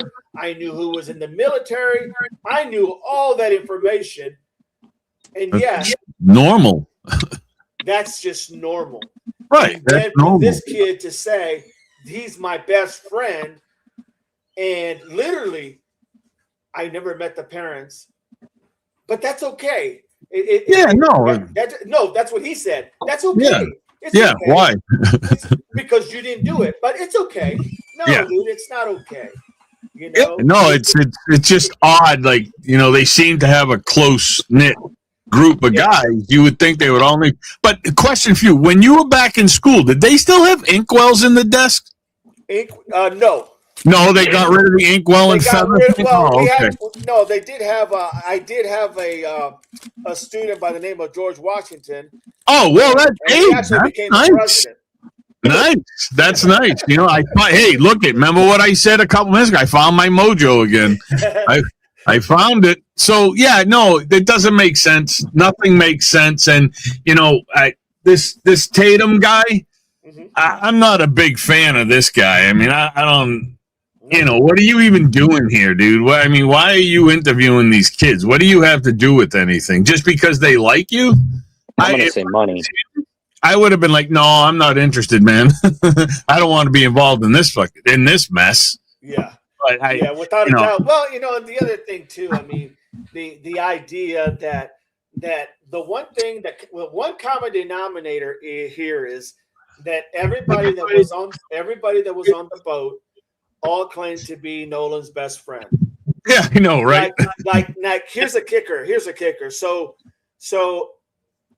Tristan Shepard, the one who was the second one that I believe was the second one that Tatum interviewed, he had talked about how him and Nolan were best of friends, right? And so Nolan's dad actually, they asked him a question on, I think it was Como. Okay.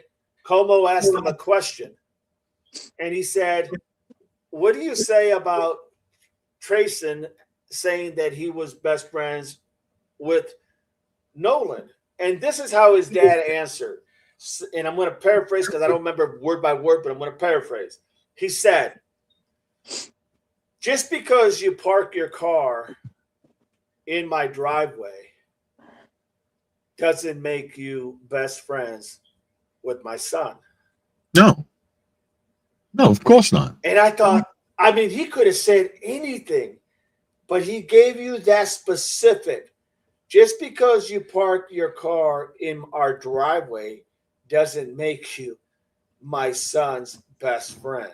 Right. And what is he telling you right there? I've talked to my son, and my son told me, yeah, we're friends, but hey, not like, because like somebody just said in the chat, your best friends in high school, whatever. And, I was lucky enough to grow up on the same street with my friend. We met, my mother and his mother, we met at age like 4. Right. We were on the sidewalk playing at 4 when my mother and her met, and we stayed. That was my best friend forever, still to this day. Right.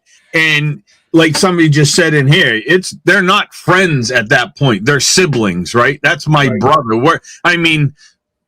We really are blood brothers. We did that whole cut. Shake hands, you're blood brothers forever. You know what I mean? But whatever.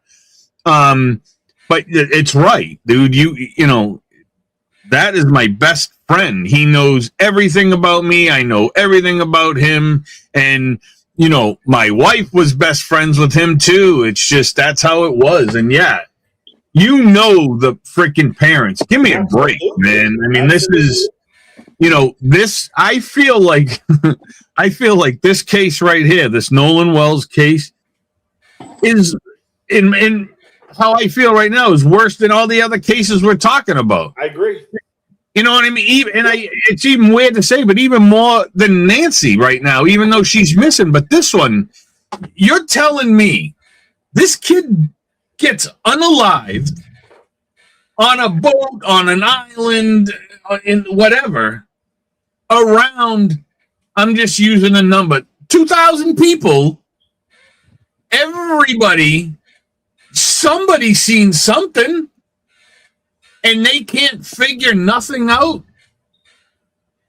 It doesn't make sense. Nope. Unless they already know, and they're just trying to, I don't know what they would be trying to do, but I mean, come on now. I mean, it just doesn't make sense. I always tell people, please don't insult my intelligence. Okay.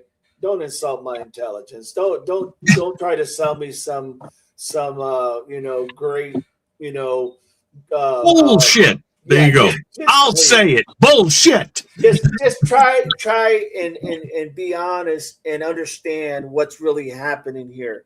Okay. At the end of the day, look, I come from an area, just so you all know, I come from an area that's predominantly, I'm going to say 90, probably 98, maybe 99% Caucasian. And I come from this area, and I do know everybody. And yes, I knew a lot of people. I also knew a lot of people that were racist, that didn't like certain people. Yeah. But here's the thing. I know they like me because they like we were friends with, I was friends with their sons or daughters. Yeah. So they made an exception for me, I would like to think. But were they racist? Yes. They couldn't stand any other color. Now, I will tell you this. I know exactly that if I go back to even our school had some of that going on. So if I go back and I look back at everything, yeah, I feel like I am like kind of like I would be someone like Nolan in a place where it is really, really obvious because of the history this place has. Okay, more so than where I come from, but in the little neck of the woods, whatever you want to call it, that I come from, it was like that. I didn't have any African American kids in my school. None, zero. I didn't meet anybody. I didn't meet anybody anybody until I went to the Marine Corps. That was my first exposure to someone who was African American. But the reason I say that is I know you can see fakeness when you see fakeness. You can see it. When you come from that type of background, you can tell who is genuine and who is a bullshitter. Okay? I got him to swear.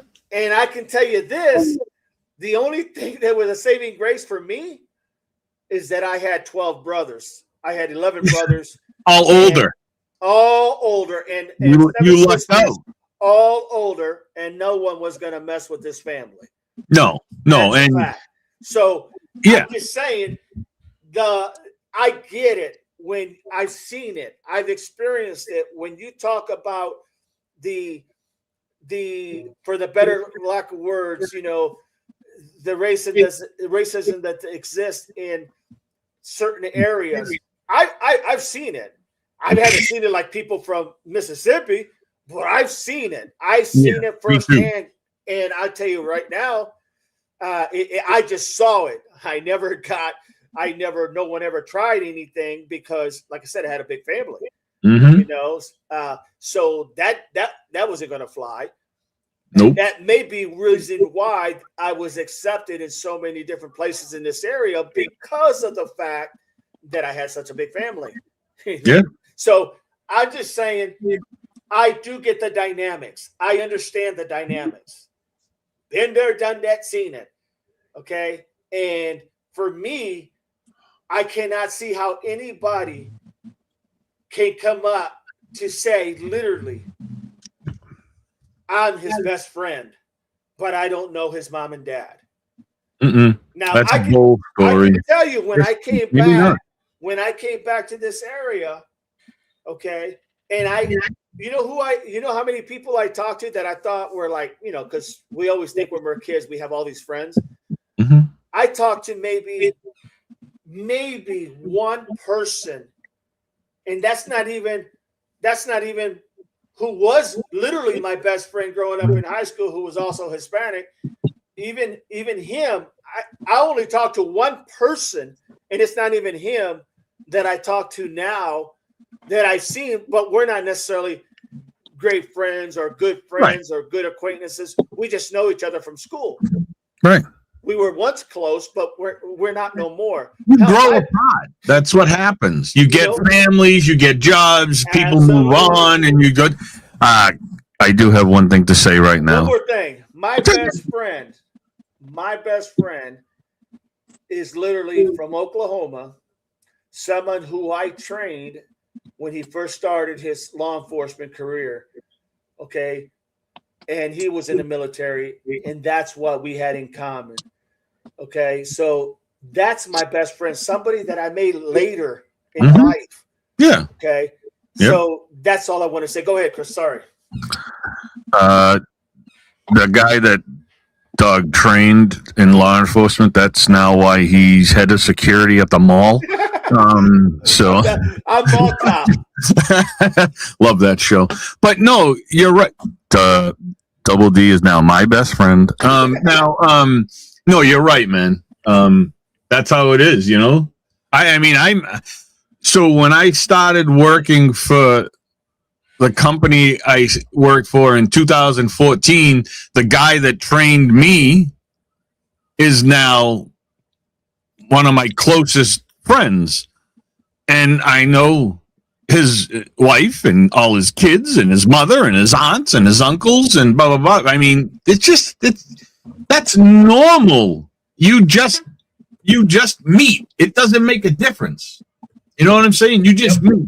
But hey, can I change the narrative of this entire show for like almost 3 minutes? Yeah, go ahead. I have something to show that I've updated and added to, and I need you to pay attention, Double D, because it is definitely for you. Okay.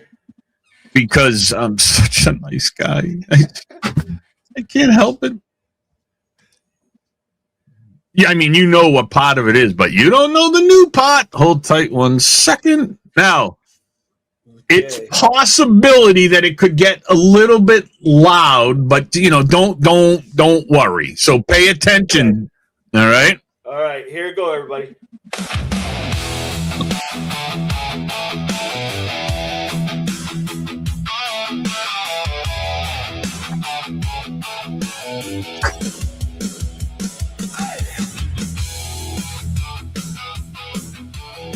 I like it.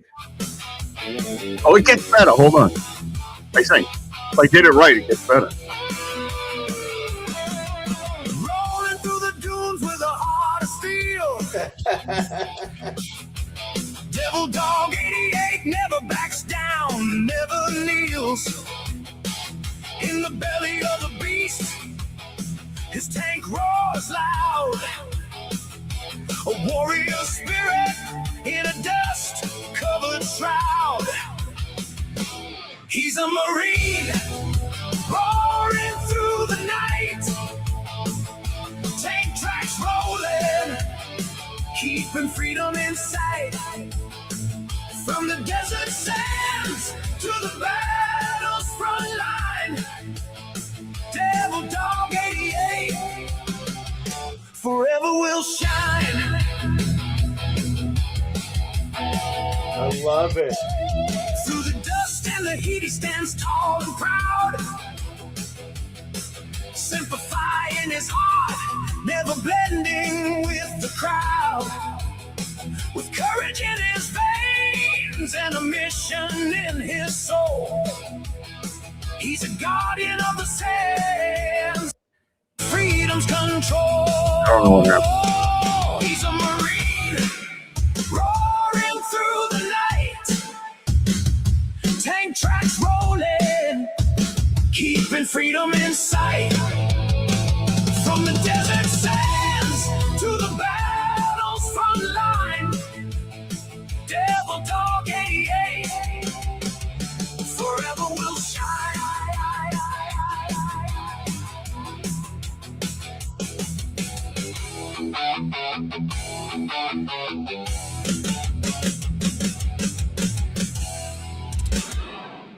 There you go. There's your song, my friend. I love it, bro. And listen. That's what I said. But I wrote every single word to that song. Damn. Yes. Man. Yeah, so there you go. I'll send that to you, and you can Please have that one. I appreciate it, bro. Oh, that's the final thing right there. And I even had you smile. I was going to give you like a mean look, like, but I was like, No, So- dude, that's bad. Bad to the bone. Yes, it is. Absolutely. It was hard. I went through like 5 different, like rock. That was rock and roll. I mean, I did everything but it sounded the best. So Oh yeah, rock and roll. That was that was me, man. Rock and roll. Yeah. Rock So and there. roller Atola. Rock and roller Atola. Oh Lord of mercy. All right, everybody. Let me answer some of these questions real quick because I know I didn't. Trinity, hello everybody. Trinity, they also called the Coast Guards to report him missing before they called his mother. Wow, did you know he was missing and ain't even been 24 hours? Well said, Trinity. Well said, KB. Did I hear is with Tucson? Did I hear he was with Tucson PD? Yes, he was with Tucson. yeah, but do you know his background? I don't know anything about him. Somebody 6 said, years. somebody said that he was an athlete. He tried out for football, I guess, either college or professionally. Didn't make it. Went to be a law enforcement. Worked for only 6 years. 6 years. It's odd. That's an odd number of years. You know what I mean? Like, what happened? Absolutely. Did you? I want to look into it because Well, 6 years is like an odd. I didn't know that until somebody put that out there. So I didn't know that, but I haven't done a deep dive on him, more so just on what's going on. And I had never heard of him until this interviews. I've never heard of him before. They did say that he was on what's the guy Charlie Kirk's thing. Yes, he was on his channel before, and that they said he is He is a conservative. I found some things that talked about like his take on other African Americans, and it wasn't very friendly. That's why he's not a cop anymore. Well, it's very possible. Very possible. We had an officer who transferred from Boston PD to like Brockton PD, and then he ended up coming to my city, and he was the most racist person that I've ever had the pleasure of meeting, I guess. And he lasted here like 3 months, and he was terminated because of the racism. I mean, that's like, yeah, I don't get it. Racism. I mean, who cares? Yeah. I've never understood it, really. I mean, I know how it became from, way back. But, dude, white, green, yellow, brown, purple, black, orange, along with everybody, and that's, look at, and I, in the city, the city that I live in, right? Mm-hmm. For everybody to understand, from Doug would know, because Doug would know, because of like Springfield or Worcester is really, really bad. Right. Right. It's dangerous in a lot of those areas. Right. And then surrounding me my city and the city surrounding me is like living in Hollywood. That's how I put it. But I should probably be living in the Worcester or Springfield area. But we were prominently Caucasian. That's what it was. And all of our schools, so that's how close to Boston we are. But we have a METCO program, which brings the kids from Boston that want a better chance at schooling. They come to our schools. And that's how I met a lot of my friends. You know what I mean? We didn't have that. Just in my time of being a teen, from like 15 to 19, whatever. Right. We really didn't experience any racism stuff. I mean, I think there was like a little bit of a lull, within those few years. I mean, it still exists. It still existed, but it was kind of just like not much of anything. And now, I feel it's worse now than it's been in forever. Like, I mean, really. No, I get you. I totally understand. And I don't understand it, though. Who cares what color you are? It doesn't make sense. Like, I understand that, and it's a tough topic to discuss. You know what I mean? Very much. I understand there's certain people and certain of certain nationalities, whatever you want to be, anything at all, whatever nationality, whatever color your skin is, there's people that cause it for themselves. We understand. But in general, I just don't get it. Who cares? I've never been able to understand it. I understand the olden days, really old days. I get it. But today, I don't get it. I don't. No, well, you think things would have changed by now, but it just hasn't. It just became more conservative. And when I say conservative, I don't mean of a party. I mean conservative as in people just didn't talk about it. It went under the radar until everything in the last few years, everything got just people could say whatever they wanted to. Right. What'd you say, Doug? Top down. Yeah. Yeah, I don't. It does, and I've never been able to, because I don't think you can get a true.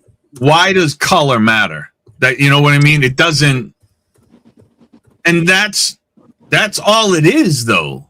Like, you hate the person because of the color of their skin, but why else? It doesn't, I just don't understand it. I have no, yeah, I don't know. That's all the isms coming out. And, you know, back in a few years ago, it was all done behind closed doors. But in the past few years, it's been displayed more and it's more out in the open, and everybody feels like it's okay to be whatever ism it is that they are. Yeah.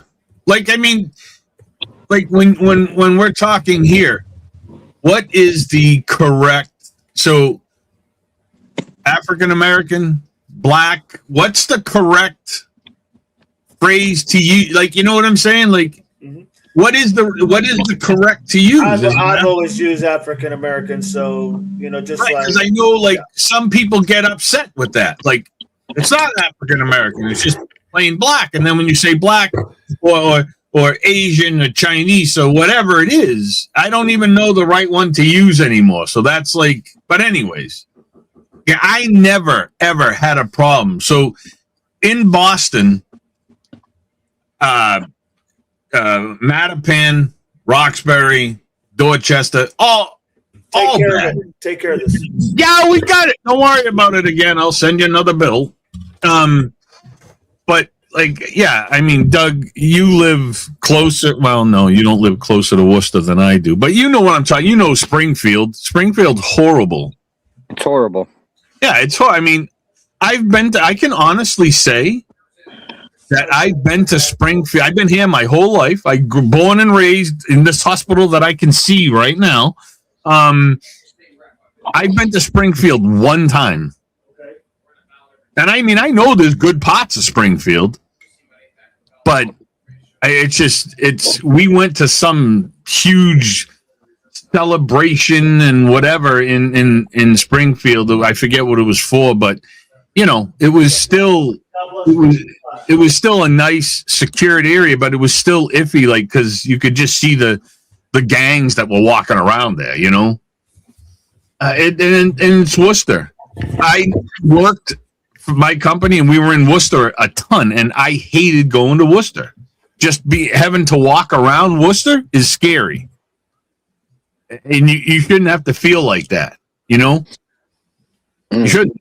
You should be able to go to any city, any town, any area, and just walk freely and not worry about somebody saying something to you, somebody doing something to you. And you can't do that these days in a lot of places. I don't know. No, I agree with what you're saying. I totally agree, man. I mean, it's just one of those things where, you know, this has been going on since the biblical days. Forever? Yeah, so I mean, it's not anything new. It's just how one handles it and how one, you know, it's like I always say, sometimes you just got to pick and choose your battles, you know?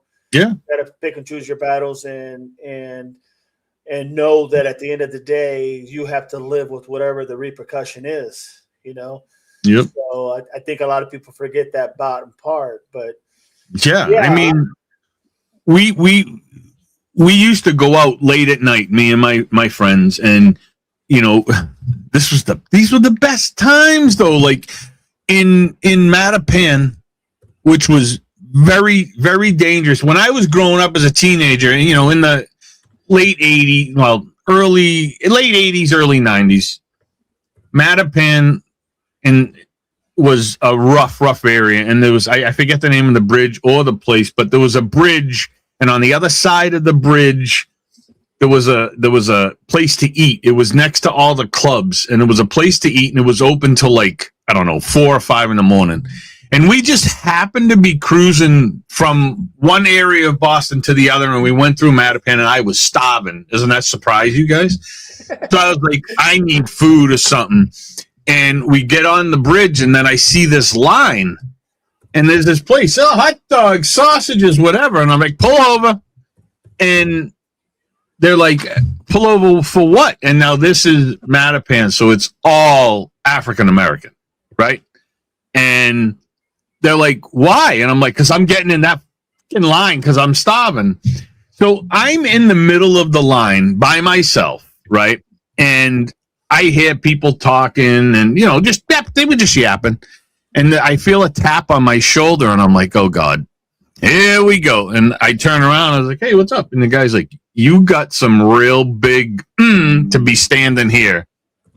I was the one white guy in the middle of, probably 100 African Americans. And he's like, what are you doing? I'm like, I'm hungry. I want to eat. He's like, you got some big ones. And I'm like, look and all I said was what I just said to you guys now. I don't care. What do I care? I'm me, you're you. Who cares? And he's like, no, you're right. You're right. It's just, but just be. The problem is the way you approach people, the way you say stuff to whoever, the way you speak to them, and just be real, just be true. Man, I don't care. I'm just hungry. You know what I mean? It just doesn't make sense to me. I don't know. Nobody can explain it and give the answers that you need. You know what I mean? Racism needs to be done. We are so far beyond racism. I mean, come on, we got bigger problems than what color everybody is. Who gives a shit? I mean, really, it's so petty and childish. I hate it. Yeah. There's a lot of different isms. There's white racism, there's black racism, there's anti-Semitism, there's sexism, and everybody's looking for a scapegoat. Yeah. And what ism is it that you fall under? I don't fall under any of them. Being able to have conversations like this from both sides without attacking each other is what everybody in the country should be doing. And I think that's the broader picture. Whether racism is involved in this case or not, this discussion needs to be had because that's how you fix it and move forward. Yep. Yeah, I mean, look at there's areas you go to and there's areas you don't go to. I mean, I guess but that's another thing. You go to California. Well, don't go down that street. Why not? Because it's dangerous. Okay, why is it dangerous? Because they make it dangerous, but you should be able to go anywhere and walk anywhere and do anything and not have to worry about it. Exactly. I've got to move to another planet where there's nobody, so I can just walk around by myself, and every once in a while I can just phone home to Double Debit Dog over here and just be done because, it's getting crazy with everything that we're all having to deal with now. The worry about going here, the worry there, all the trouble that's going on, the wars, everything is just, the world right now is out of control. Out of control. Man. So Nolan Wells, just another case of crap, lies, stories. And I don't get the death threats. Does anybody understand why somebody would send death threats to whoever? They sent them to Nolan's mom too. Yeah. Why would you send them to Nolan's mom? His family. Why would you send them to anybody? It doesn't make sense. I hope they put that guy away for a long time. That person should be arrested himself. Yep. That's he did being trolls and doing troll things. Yep. I mean, like, what kind of law are you? What law is that person breaking by sending the death threats? I mean, is that state stuff, or does death threats because it crossed borders? Is that federal? No, it didn't cross any bad borders. It was only here in the U.S. So, well, does it? No, it doesn't. What can they get him with? Who? Just death threats? The guy they arrested. They could get him for harassment. So he's not gonna. It's gonna be a smack on the wrist, right? Yeah, for the most part, unless did he make any death threats? He talked about a box showing up and having it blow up. He can get terrorism charges. One particular guy. Yeah, well, I didn't know about that. Throw the key away. I don't think it's going to amount to a whole lot, but it could send a message to tone down the the verbiage that's going around in that area. You know, Yep. they could make somebody an example, but hey, there's a lot of examples to be made of if you want an example. Yeah. You know? No, yeah. And and we have, they need to, at some point, it'll never happen in my lifetime, but they need to look at the courts have to be like torn apart and something has to be redone because they let these people off with such crazy reasons. Well, I know he, unalived somebody, but his mental health was the problem. We're gonna put him in this place for a year, and then they'll let him out. Like, hey, he's all good, or all these 3 strikes in California. I think that's one of the better things. 3 strikes and you're gone, right? I know a guy that lives about 3 streets away from me. He's been arrested like, I don't know, 75 times for a multiple assault and batteries, domestic violence, robbery, everything, car chases, and he still walks the street right now. He just probably walked by my house. But this is where the courts are crooked. I mean, I know they work in a lot of cases, but something like that, why is he still walking around? And these other guys, these other people that do, DWIs, DUIs, 5 times. There was a guy in the Cape, Doug. I don't remember how many times. He was arrested and I'm not kidding when we say this. He was arrested 11 times for driving drunk, and he still walks the street. It's crazy. How can you be arrested 11 times for the same thing and you still walk the street? And I get the problem. Oh, well, the jails are overcrowded and, you guys have to pay the money for him. Okay, I'm good with that. Put his ass in jail. He killed somebody. Or he ran over the 3 kids. Put his ass away. I'm fine with paying for that. Okay? I don't mind. It just doesn't make sense to me. And if there's so much overcrowding in jails, well, you know what? Reopen some of them. Yeah, right. Reopen the jails. Now, I heard, and again, it comes from the presidential office, but I thought I heard a few weeks back that they were thinking about maybe reopening Alcatraz, doing it. It's going to cost too much money. That's what I think the president had said. Yeah, I mean, I'm down with it. Yeah, it'd be a lot of money. That place is in shambles. You'd have to tear everything down and rebuild. But you know what? I mean, it's like if we can send, and I'm just using an astronomical number, $15 billion more to fund Ukraine, right? Which is fine if we're doing the right thing and blah blah blah blah. But we can find the money to build a massive jail somewhere in the desert. You know what I'm saying? Yep. I mean, and that who's that sheriff down where he has them in the tent city? Arapaio. Yeah, I'm down with that. I'm down with that. Bologna sandwich. Yeah, bologna sandwich in pink tents. I'm down with that. If you deserve to be in jail, then that's where you belong. Yes, and I know there's people in jail that don't deserve to be there. And as we've seen over the past, 4 or 5 years, they're now figuring all that out because they're using that the DNA can finally really be looked at now. And that's why you see these people getting out of jail. If that's legit, I'm down with it. But man, lock these people up.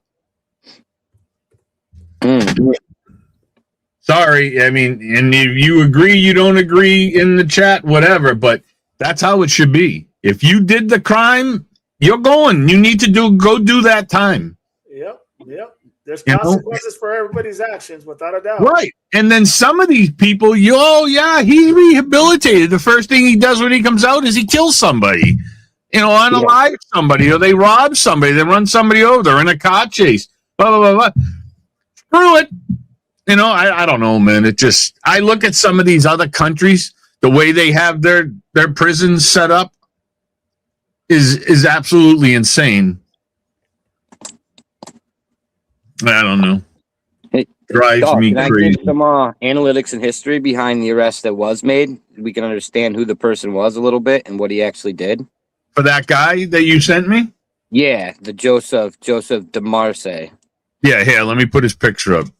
Yep. So everybody can see who he is. He's part of the California Offender Registry. Harmful matter sent with intent of seduction of a minor, annoy or molest child under 18 years of age, violation of parole, harmful matter sent with intent of seduction of a minor. Those are the things he was convicted of in 2019. He did 4 years and got out in 2023. Now here's what he did to Cole. A California man has been arrested and charged federally after allegedly sending chilling death threats to Jackson County Chancery Judge Ashley Cole following the death of Nolan Wells. The suspect, Joseph Alfredo Vasquez Dumarce, has been charged with the interstate transmission of a threatening communication, which carries a maximum sentence of 5 years in prison. The threats, investigators state that Dumarce used the social media handle Yeye962 to send threatening Facebook messages to Judge Cole, who is the stepmom of Warren Hudson, one of the friends who traveled to Horn Island with Nolan before he disappeared. Disturbing messages, according to the Sun Herald and charging documents.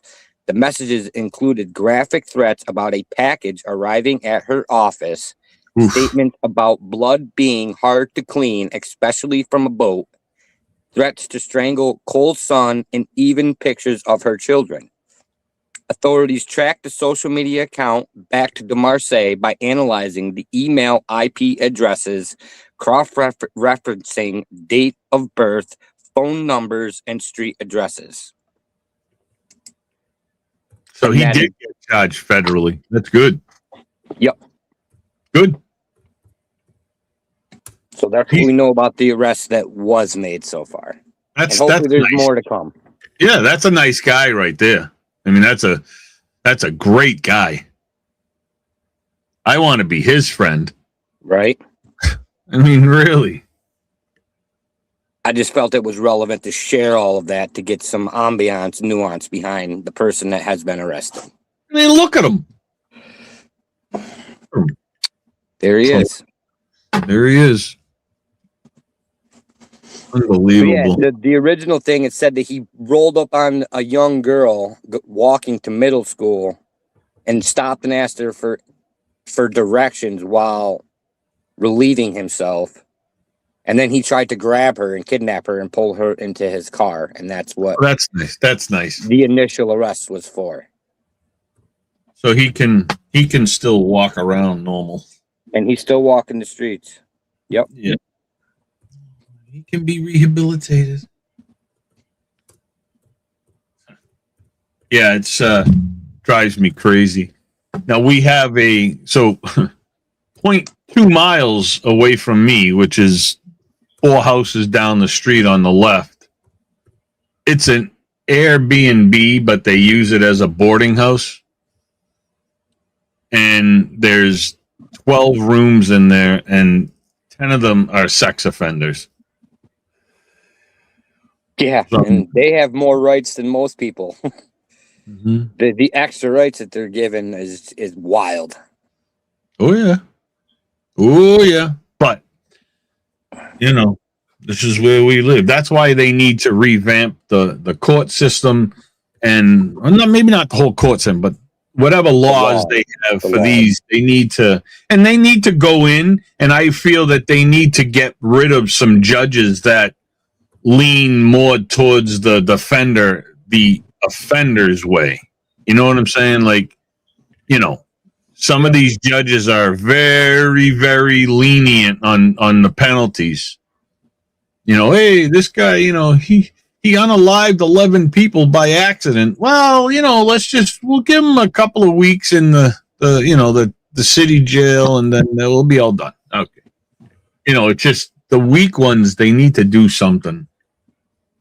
Yep. So crazy. Sometimes I mean, that it's just there's always going to be I mean, this is not this is about an 18-year-old, but there's always going to be risks.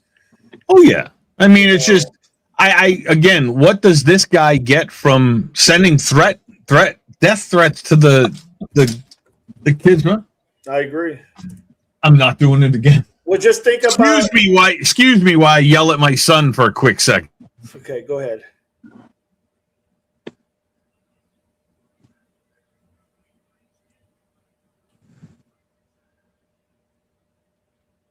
Oh, he's really getting it.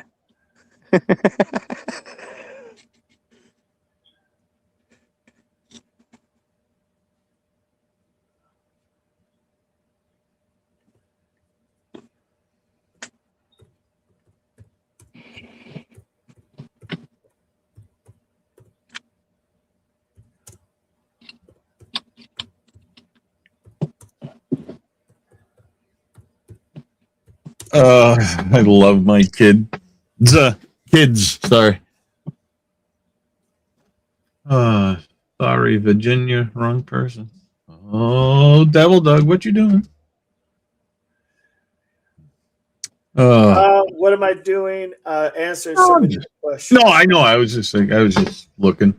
I'm looking to see what else is. It's been a very slow Friday morning. Oh, dude, this hasn't been slow. This has been moving, man.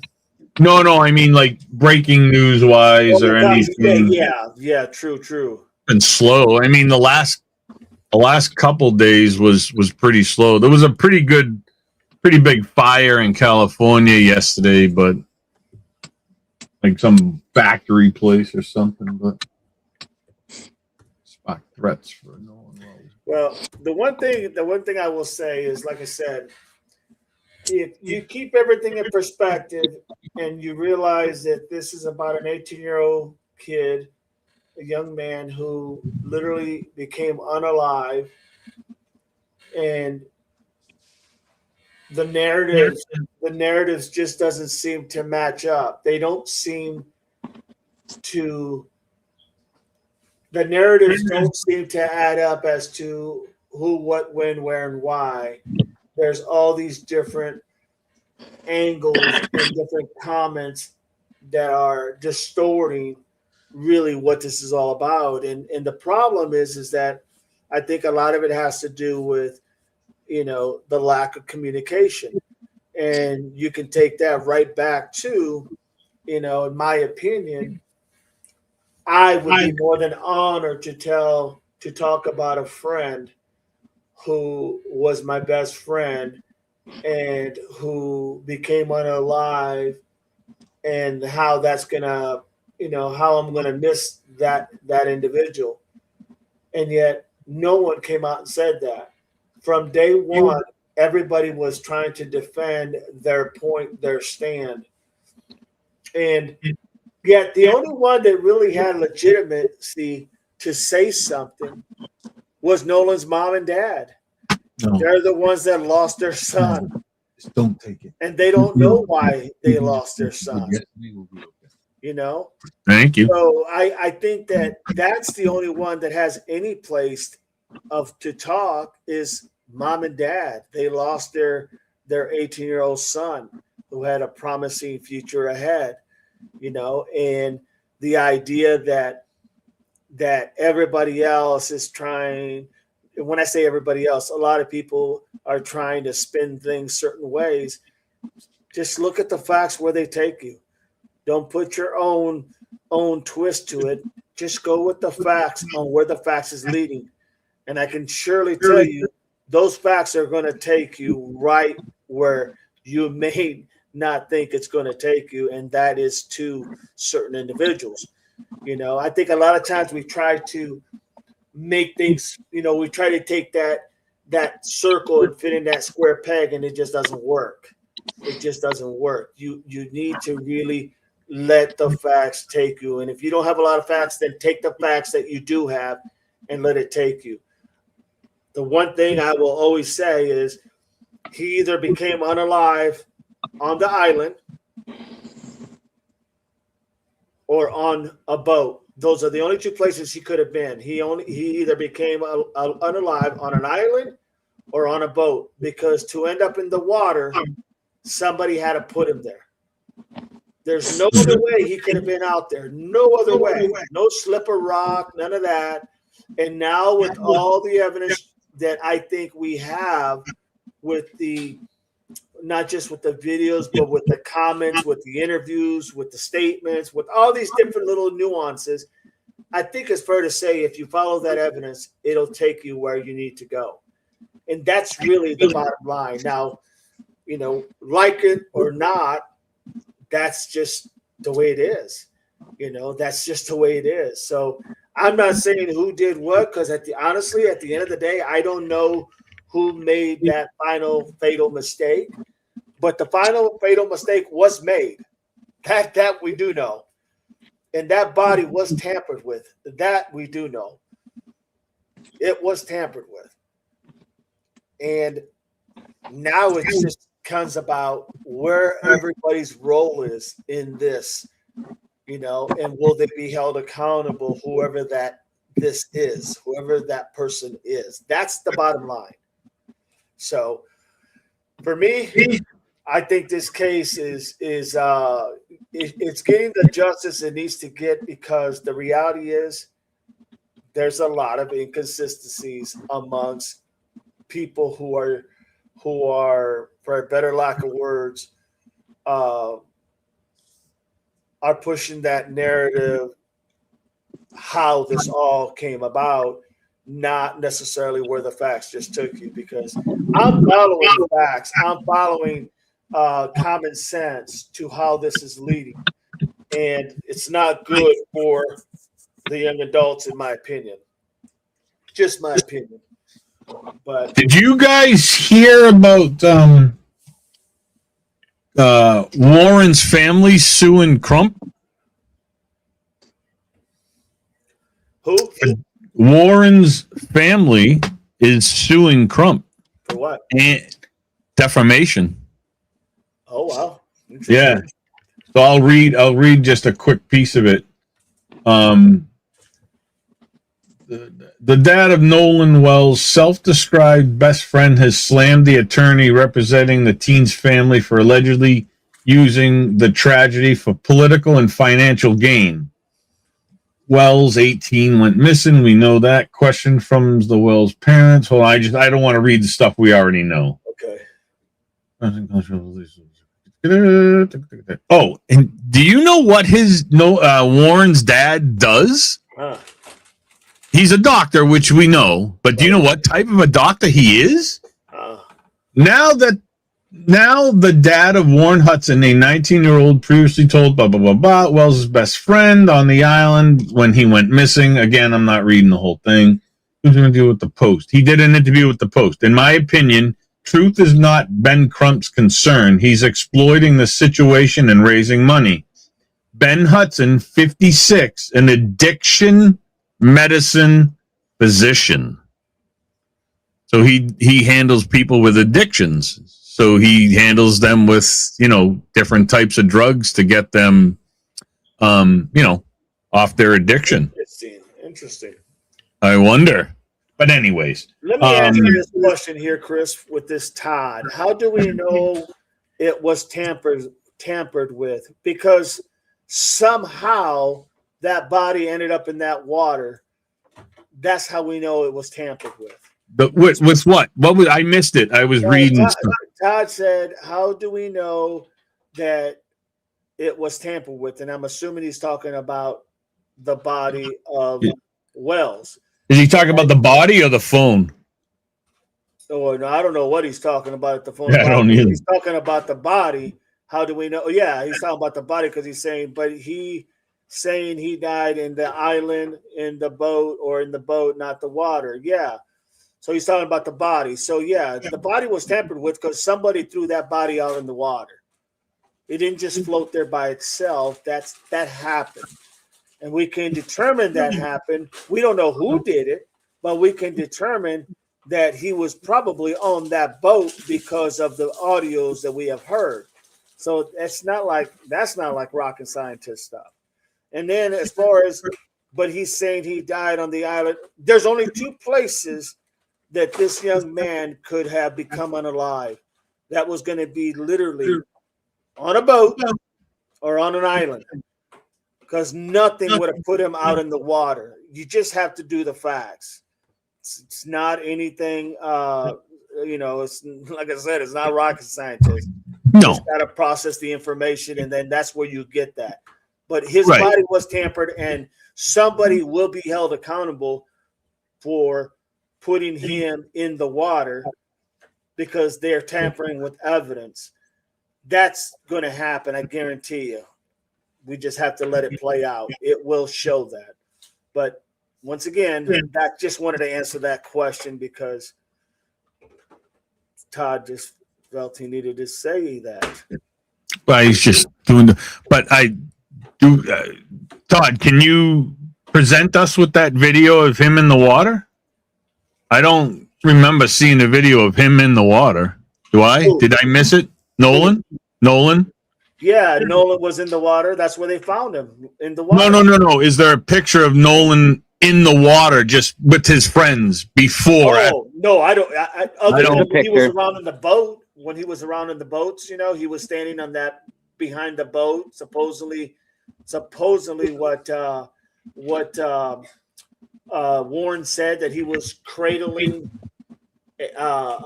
Katie. Remember, he was in behind that boat in the water. He was cradling Katie. That's the only time I seen him in the water. Literally. I haven't seen that, so I didn't see that one. So. But the idea that he was found in the water is the point that I think Todd is making, is saying, how do we know? Right. I mean, he asked, could it have been a drowning? It could have been. Yeah. But who knows? It could have been a drowning, and how would he have gotten in the water? He just decided to take a swim.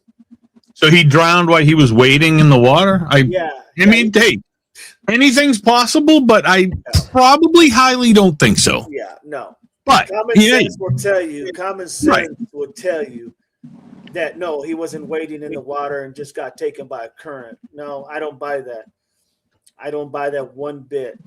You can't convince me on that. That's ridiculous.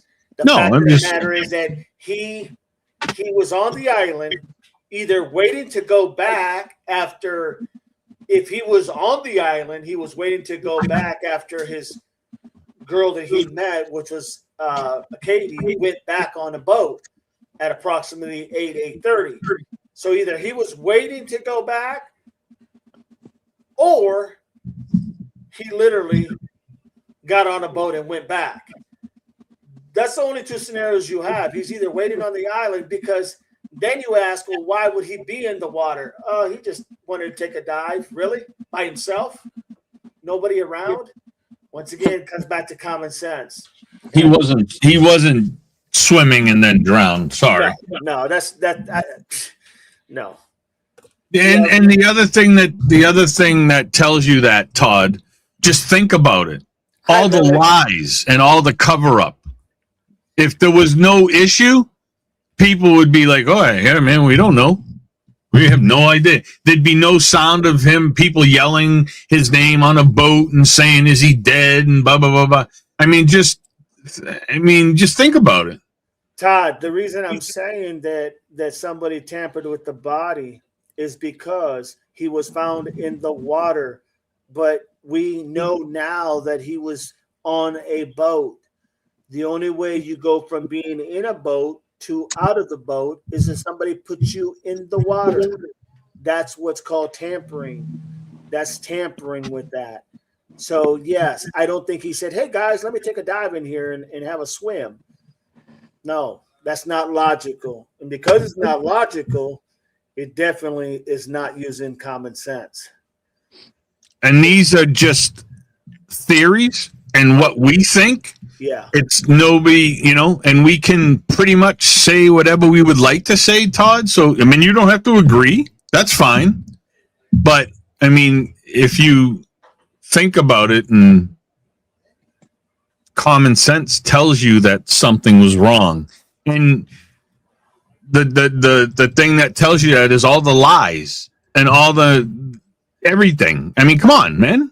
Just use it. Use the head a little bit better and think about it. You can fight and argue back. That's great. I love to. But, I mean, come on. Just, you want to argue with it? That's great and fine. We have our own opinions and we're all allowed to. So, all the theories. Amen. Amen. Yeah. So, Here's another fact. Nolan was found in the water, but he wasn't found until 2 days later when his body washed up into the shallows by the beach. He wasn't on the land. He was in the water face down. He was not discovered in the first 2 days of the search, which means he was further out in the water and the tides pushed him in. Mm-hmm. So, yes, he was in the water. And what reasons would Nolan have to go into the water to cause his demise? Yeah, we can't come up with a logical reason. There isn't any. Without a doubt, Doug. Well That's said. the fact. Well said, Doug. 100%. Right. Victoria Burgess, welcome in the channel.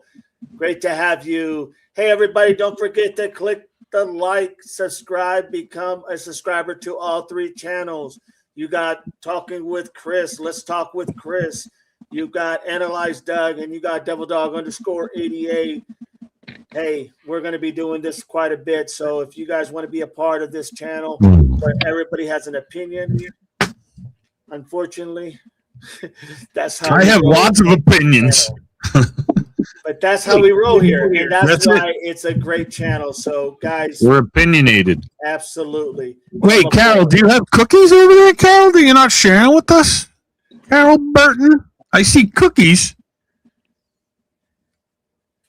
April Todd, he has no fact to say. Okay, I tell you what. Yeah, that's not worth it. Okay, Melly, hi, Victoria, Virginia, Melly, Barney. Someone, I get the feeling that maybe autopsy and tox report will come back as inconclusive. Yeah, well, we'll never know what the independent said because they didn't get any parts of the body that they needed.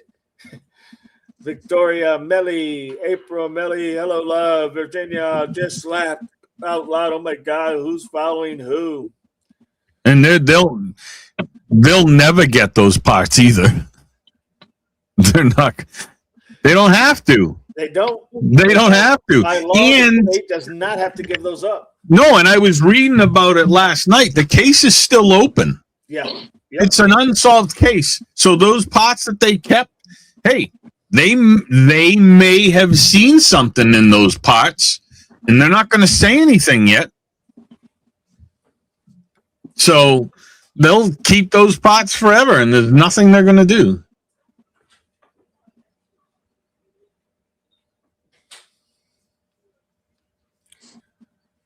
Carol, Troll House cookies. No doubt about it, Carol. See, now I'm thinking about cookies and stuff. See, this is what sucks. Now I'm hungry. Virginia, I just woke up. I had a migraine this morning. Glad could come fine now. Awesome. Photon, welcome. Thank you, Photon, for always being here with the channel. Barney Dog, just a thought. Could Nolan have been willing in the water, already have been suffering from prior injury and had a seizure? Just sure, it's always that possible. But if it's very possible, Barney. Let me rephrase that. Yes, it's possible. Yes, it is very possible. And what you're saying, the problem is that look how many dynamics you got to have in that, you know, and ask yourself, does that make sense on why he's in the water? You got to put him in the water before you can say he drowned. You got to put him in the water. What put him in the water to make him drown? You know what I mean? What was the reason that he went into the water? Let's say he's waiting for the boat. Let's say that Katie's gone. What put him in the water? What would make sense that he went into the water? That's the question you got to ask. Okay, because when you find out what got him into the water, then you can surmise to how he probably either became unalive by drowning, or whatever you want to figure out what happened to him. But you got to figure out what made him in the water, what got him in the water. Right? Exactly. And Todd, it's not that difficult. There has to be either he swam, either he went to take a poop or a pee in the water. I hope it wasn't a poop. Or he got on a boat and something happened, and then he got off the boat. Not by choice. It's just common sense. But to me, that's a good point. Thank you, Barney. Appreciate that. Yeah. And so let me just read this real quick because this just flashed up on my news feed from News Nation. Mississippi's autopsy of Nolan Wells has been completed. So obviously the toxicology report came in, but the results are not public yet. The results are expected to be sealed until the autopsy is presented to the grand jury, which will determine whether a crime occurred. Which we said about 4 days ago.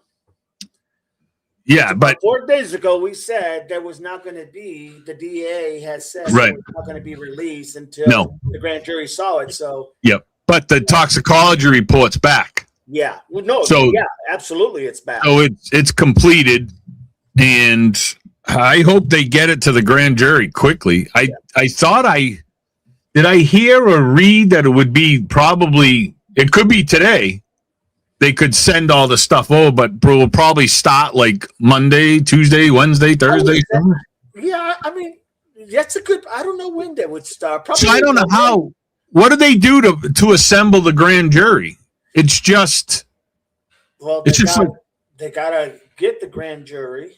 It's just a regular jury procedure, isn't it? Right. Yeah. Okay. And they don't have anybody in there but the prosecutor. The state, and they present the case to the jury, and then they decide, is there enough evidence here to prosecute? Yeah. You know, and then if there is, then they'll go ahead and do it. But here's the thing, they have to have that case. They have to have found something that says, yes, there's an issue. Yeah, they're gonna have an issue.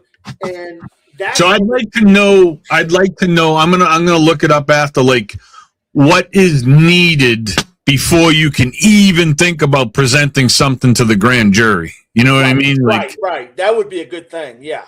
Yeah, I'm gonna look that up because I mean, obviously, the normal stuff. Well, you know, this kid was unalive somehow, and there's a bunch of people lying, and stories are crooked. I mean, obviously. So, but I want to look that up after and stuff like that. I think that's a good idea. Very good idea, Chris. You know what I think is a good idea? Stuffing my face with all kinds of food. You know what I'm saying? I think tonight's dinner is Chinese. I think a little bit of Szechuan. Oh yeah, I'm thinking Peking raviolis. I'm thinking some. I don't know. I don't know. Dee, do you have your email chat open? I do. Enable. If not, please do. Thank you. It is open. It's what I've always had. The way I've had it. I'm not sure. Is there something you guys are not seeing? Are you guys not seeing it? Oh, what are we missing? I don't see You know anything. what? Let me see. Let's try this. I see everything. There you go. How about that? That's on screen. Yeah. Yeah, That's what I do. we'll go on screen. Yes, it could be. Let me see. Who am I saying goodbye to? Bye, Photon. Have a wonderful afternoon. Photon, see you back. I'm hoping to be back by 5, but thank God, that's pushing it. So, Chris, you're gonna have to bring some information at 5 because I'm gonna be. I've got to go do that. What I normally do on Fridays. What you mean? It's going to be pushing it. You have hours to go. Stop your yapping and go. You're the host of this show. I cannot go ahead and just leave when we are having such a great conversation. Well, then you may have to push your work off till tomorrow. That ain't happening. What tough? Hey, bro, I didn't see him all morning, but okay. What has anybody seen Groundsky lately? No, Where I has haven't seen Groundsky Groundsky. been? Anybody seen Groundsky? Vacation? I don't know. I don't think so. I don't remember. Groundsky, we're looking for you. Where are you? Devil Dog says, Wayne, I have a feeling the DA will present a weak case. Sadly to say, you may be right, Wayne. You may be right, sadly to say. Very sadly to say. Yeah, I mean, they don't. Yeah. There's not much to go with. Well, it's not just that, Chris. It's just they didn't give. There's a reason why they didn't give any information or any of the neck and brain and whatnot to the other pathologists, and so therefore you can't get a contradiction or a counteraction as to what they found because they can't find it because they don't have the parts. I know. Yeah. And it just sends a really bad narrative. But here's the thing. Even though they may not be able to go ahead and find something because of how they're doing it, that doesn't mean that they're not going to file a civil case and someone's going to pay. Deep pockets are going to pay. I can assure you because there's no same criteria for a criminal and a civil. They're two different things, and one doesn't take much to get it resolved. Yeah. So, yeah, I mean, understood. That's makes sense. I can see. Hey, it ain't gonna be me because I ain't got no deep pockets. You know what I'm saying? I'm over here, man. I'm in Ohio, so it wasn't me. No, it wasn't me. I'm going to do a paper route. Shit. I used to be paper boy like USA. You used to be paper boy extraordinaire. I had like 67 houses on my route after school, and it was like they used to give me tips and stuff like that. I made all kinds of money. It was good. Good. Melly. Chris, what is she talking about? Sorry. What is she talking about, AJ, when she says, no, DD, not the chat in here, your email chat? So in your Gmail email, in there's a feature that you can chat. So they can send you messages right to your phone, and you'll see them so you don't have to talk about it on the live stream. Oh, got you. So if you go into your mail, there's like a chat thing in there where you can authorize it to open or whatever the hell it is, Got you. Hey, when you're done with that, can you please put Melly in a timeout? She's being very... I will not do that because Melly is a good mod. You better wake up sometime today at some point. Melly's being mean to me. She's yelling at me for yelling at you. Yeah, you cannot yell at me. I didn't do nothing. And she's my goddamn co-producer. I did. She's still yelling at me. Do nothing, Chris. You're fired, Melly. You're not getting a raise next year, Melly. And you just lost 1 week of vacation, too. I gave her 17 weeks of vacation. She has 3,000 sick days, and she's losing them by the day. So, oh well. She has an 8-hour lunch. Way to put Chris back in his place. Thank you. Yeah, right. She has 8-hour lunch. So, I mean, really, what more could anybody ask for? Yeah, well, I mean, if I keep hearing it, I will definitely take care of it, April. Yeah, I know what you're coming from. Thank you. Oh my God, I feel no more Chris headaches. Melly says she don't feel. I see it right there in the chat. We're gonna have an issue. Oh Lordy mercy! I don't know, Chris. Wait! Whoa! I didn't know Melly was getting married. Melly, are you getting married? To Mojito. Oh boy. To Mojito. Oh God. That's crazy. Oh. All right, everybody. My God, it's still climbing. We're up to 64 people now. See, we're having a good life. You're gonna have to work tomorrow, man. Overtime. God. Look out! There he goes. It's also been really good. So he's sweating to death over there. He's sweating. He's getting. Oh God! I'm not gonna make it. I'm just not gonna make it, Captain. Captain, help me, please. Wayne says, Devil Dog 88 Max. You got it. You got it, my brother. You got it. AJ Carroll with the hard Melly. Haha. Nice Fabio. Oh, here we go. Melly, yeah. At the British ball, you're all invited. Wait a minute. Told you, Mojito. Melly, who's the husband to be? Mojito. Imagine you're my maid man of honor. There you go. You know what I'm saying? Mojito. Imagine having to be named after a drink, a mojito. Right? Isn't that a drink? A mojito? It is. Yeah, it is.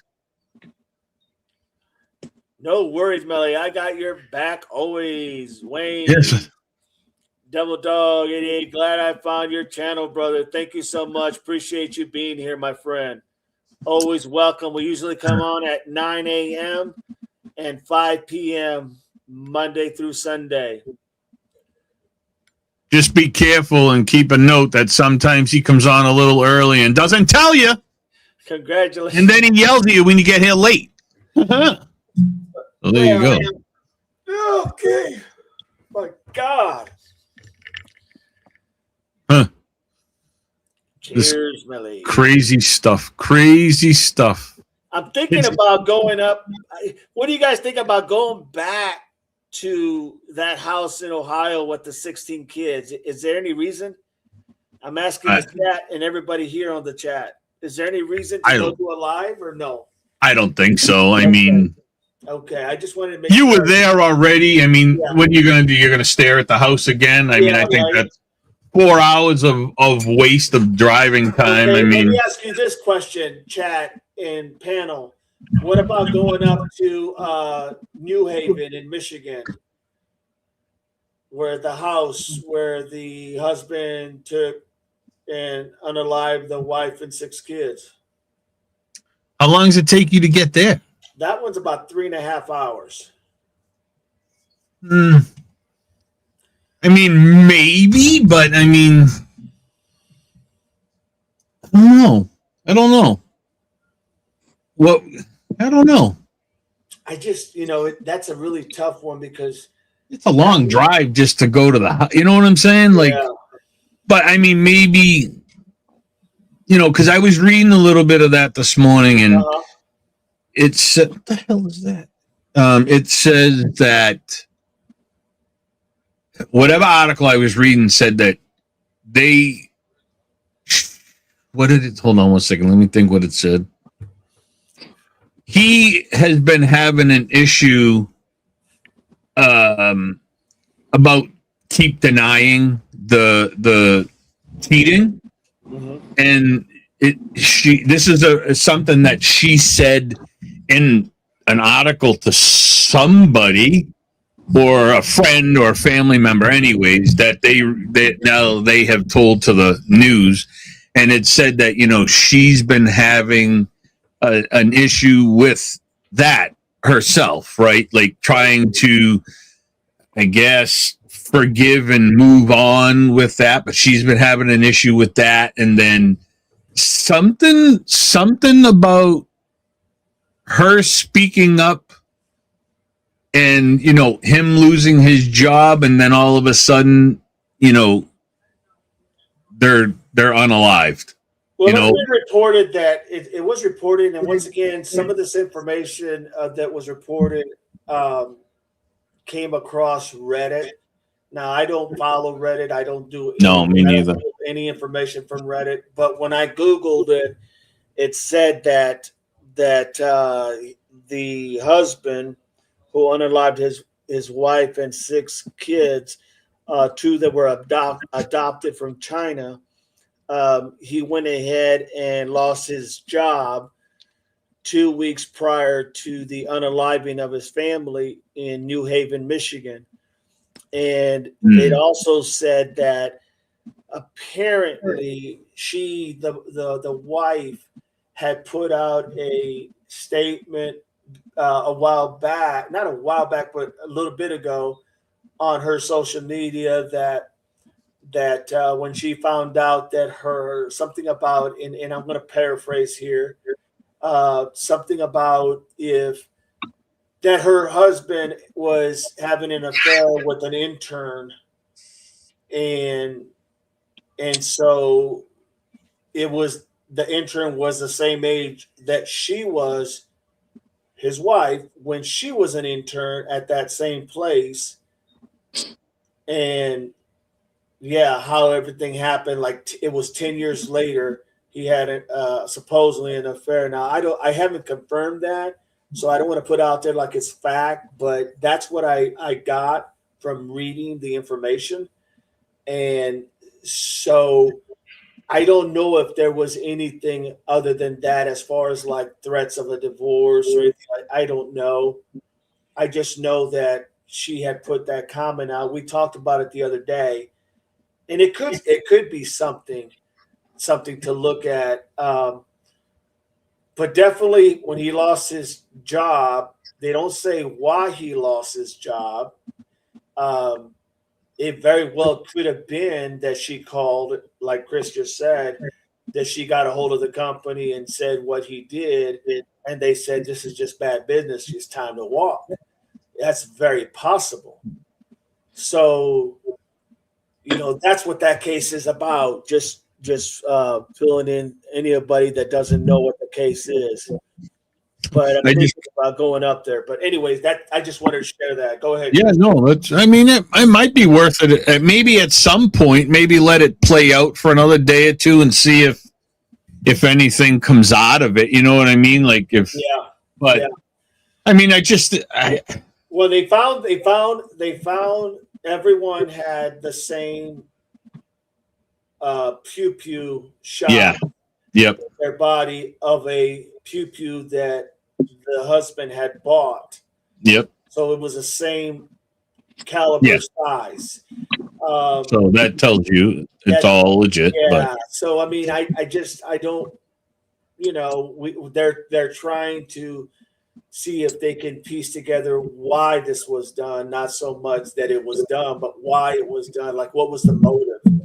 Yeah. So that's what we're trying to figure out. But if you guys got any ideas or suggestions in the chat or in the panel about where we should go next or what we should do next on whether it's going on a live or not so much a live, but going on somewhere to cover something, all you guys got to do is let us know,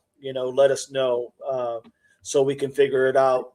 Because I think we're at that point now where we want to go ahead and start making some drives to these places, and try to get more of a capture. Once again, I believe that after this last time to Ohio, I believe that it's different. It's a different take when you see it firsthand. It's a whole different, like you get a different aha type of TV's in front of the house. and I'm not talking about necessarily for clicks or anything. I'm talking about as a person covering that story, Yeah. when you see it, the dynamics all set in play at real time, and it does make a difference. Right, because you're there where it happened. You're like, oh man, look at that. There's the house. Yeah, there's a burn, there's a fire, there's a this. Yeah, so let me know what you guys think. Let us all know, and we'll go from there if you guys got any ideas. And I'll tell you right now, I am not pedaling there or taking the e-bike. So, sorry. Yeah, it is a fact, no doubt, no doubt. And I mean, who knows? Maybe we could pick something up on a case out there in the East Coast, like over there in Massachusetts or New York or something, and we can end up going there. We're definitely going to do that, Barney. Thank you so much. Appreciate that. Did you say Massachusetts? Huh? I'd go down there.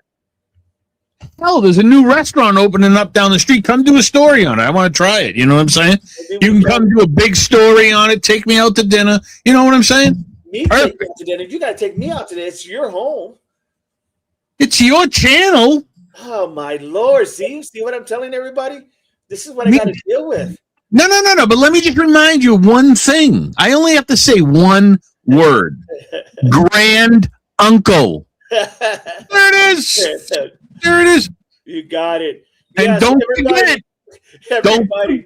Don't forget. Along with me comes Doug, because we're in the same state. Of course. It's it's cousin Doug, so it's family. Absolutely. Look, if I go down there, it'll definitely be you and Doug, without a doubt. Everybody, quick, move to where me and Doug are. But I will say this, everybody: we are going to go. We're going to do our live at 6, not 5. 6. That extra hour. Jesus Christ! I got to get this done. So well, then you better work fast. And I want to see you breaking a sweat.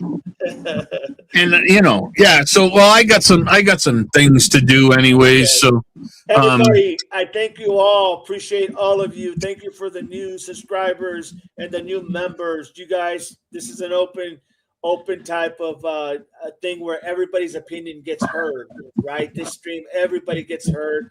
Everybody has an opinion. As long as you're not rude to the mods or anybody on the panel, and that includes myself, hey, it goes great. But if you're not and you are, then the mods will just block you. It's just that simple. So with that being said, thank you, everybody. Doug, go ahead and you can say your piece, buddy. Yeah, thanks for having me once again. Another great discussion. I love both y'all and all of our chatters and mods, and look forward to this evening. You got it. You got This it, Doug. evening. Simplify, Doug. Simplify. Well said, Doug. Well said. Later, Chris. All right, my man. Yeah, I'm going to say my thanks too. Thank you for inviting me onto the panel, Dee Dee. It was very nice of you. I'm shocked you're so nice today. But yeah, it's been a pleasure. And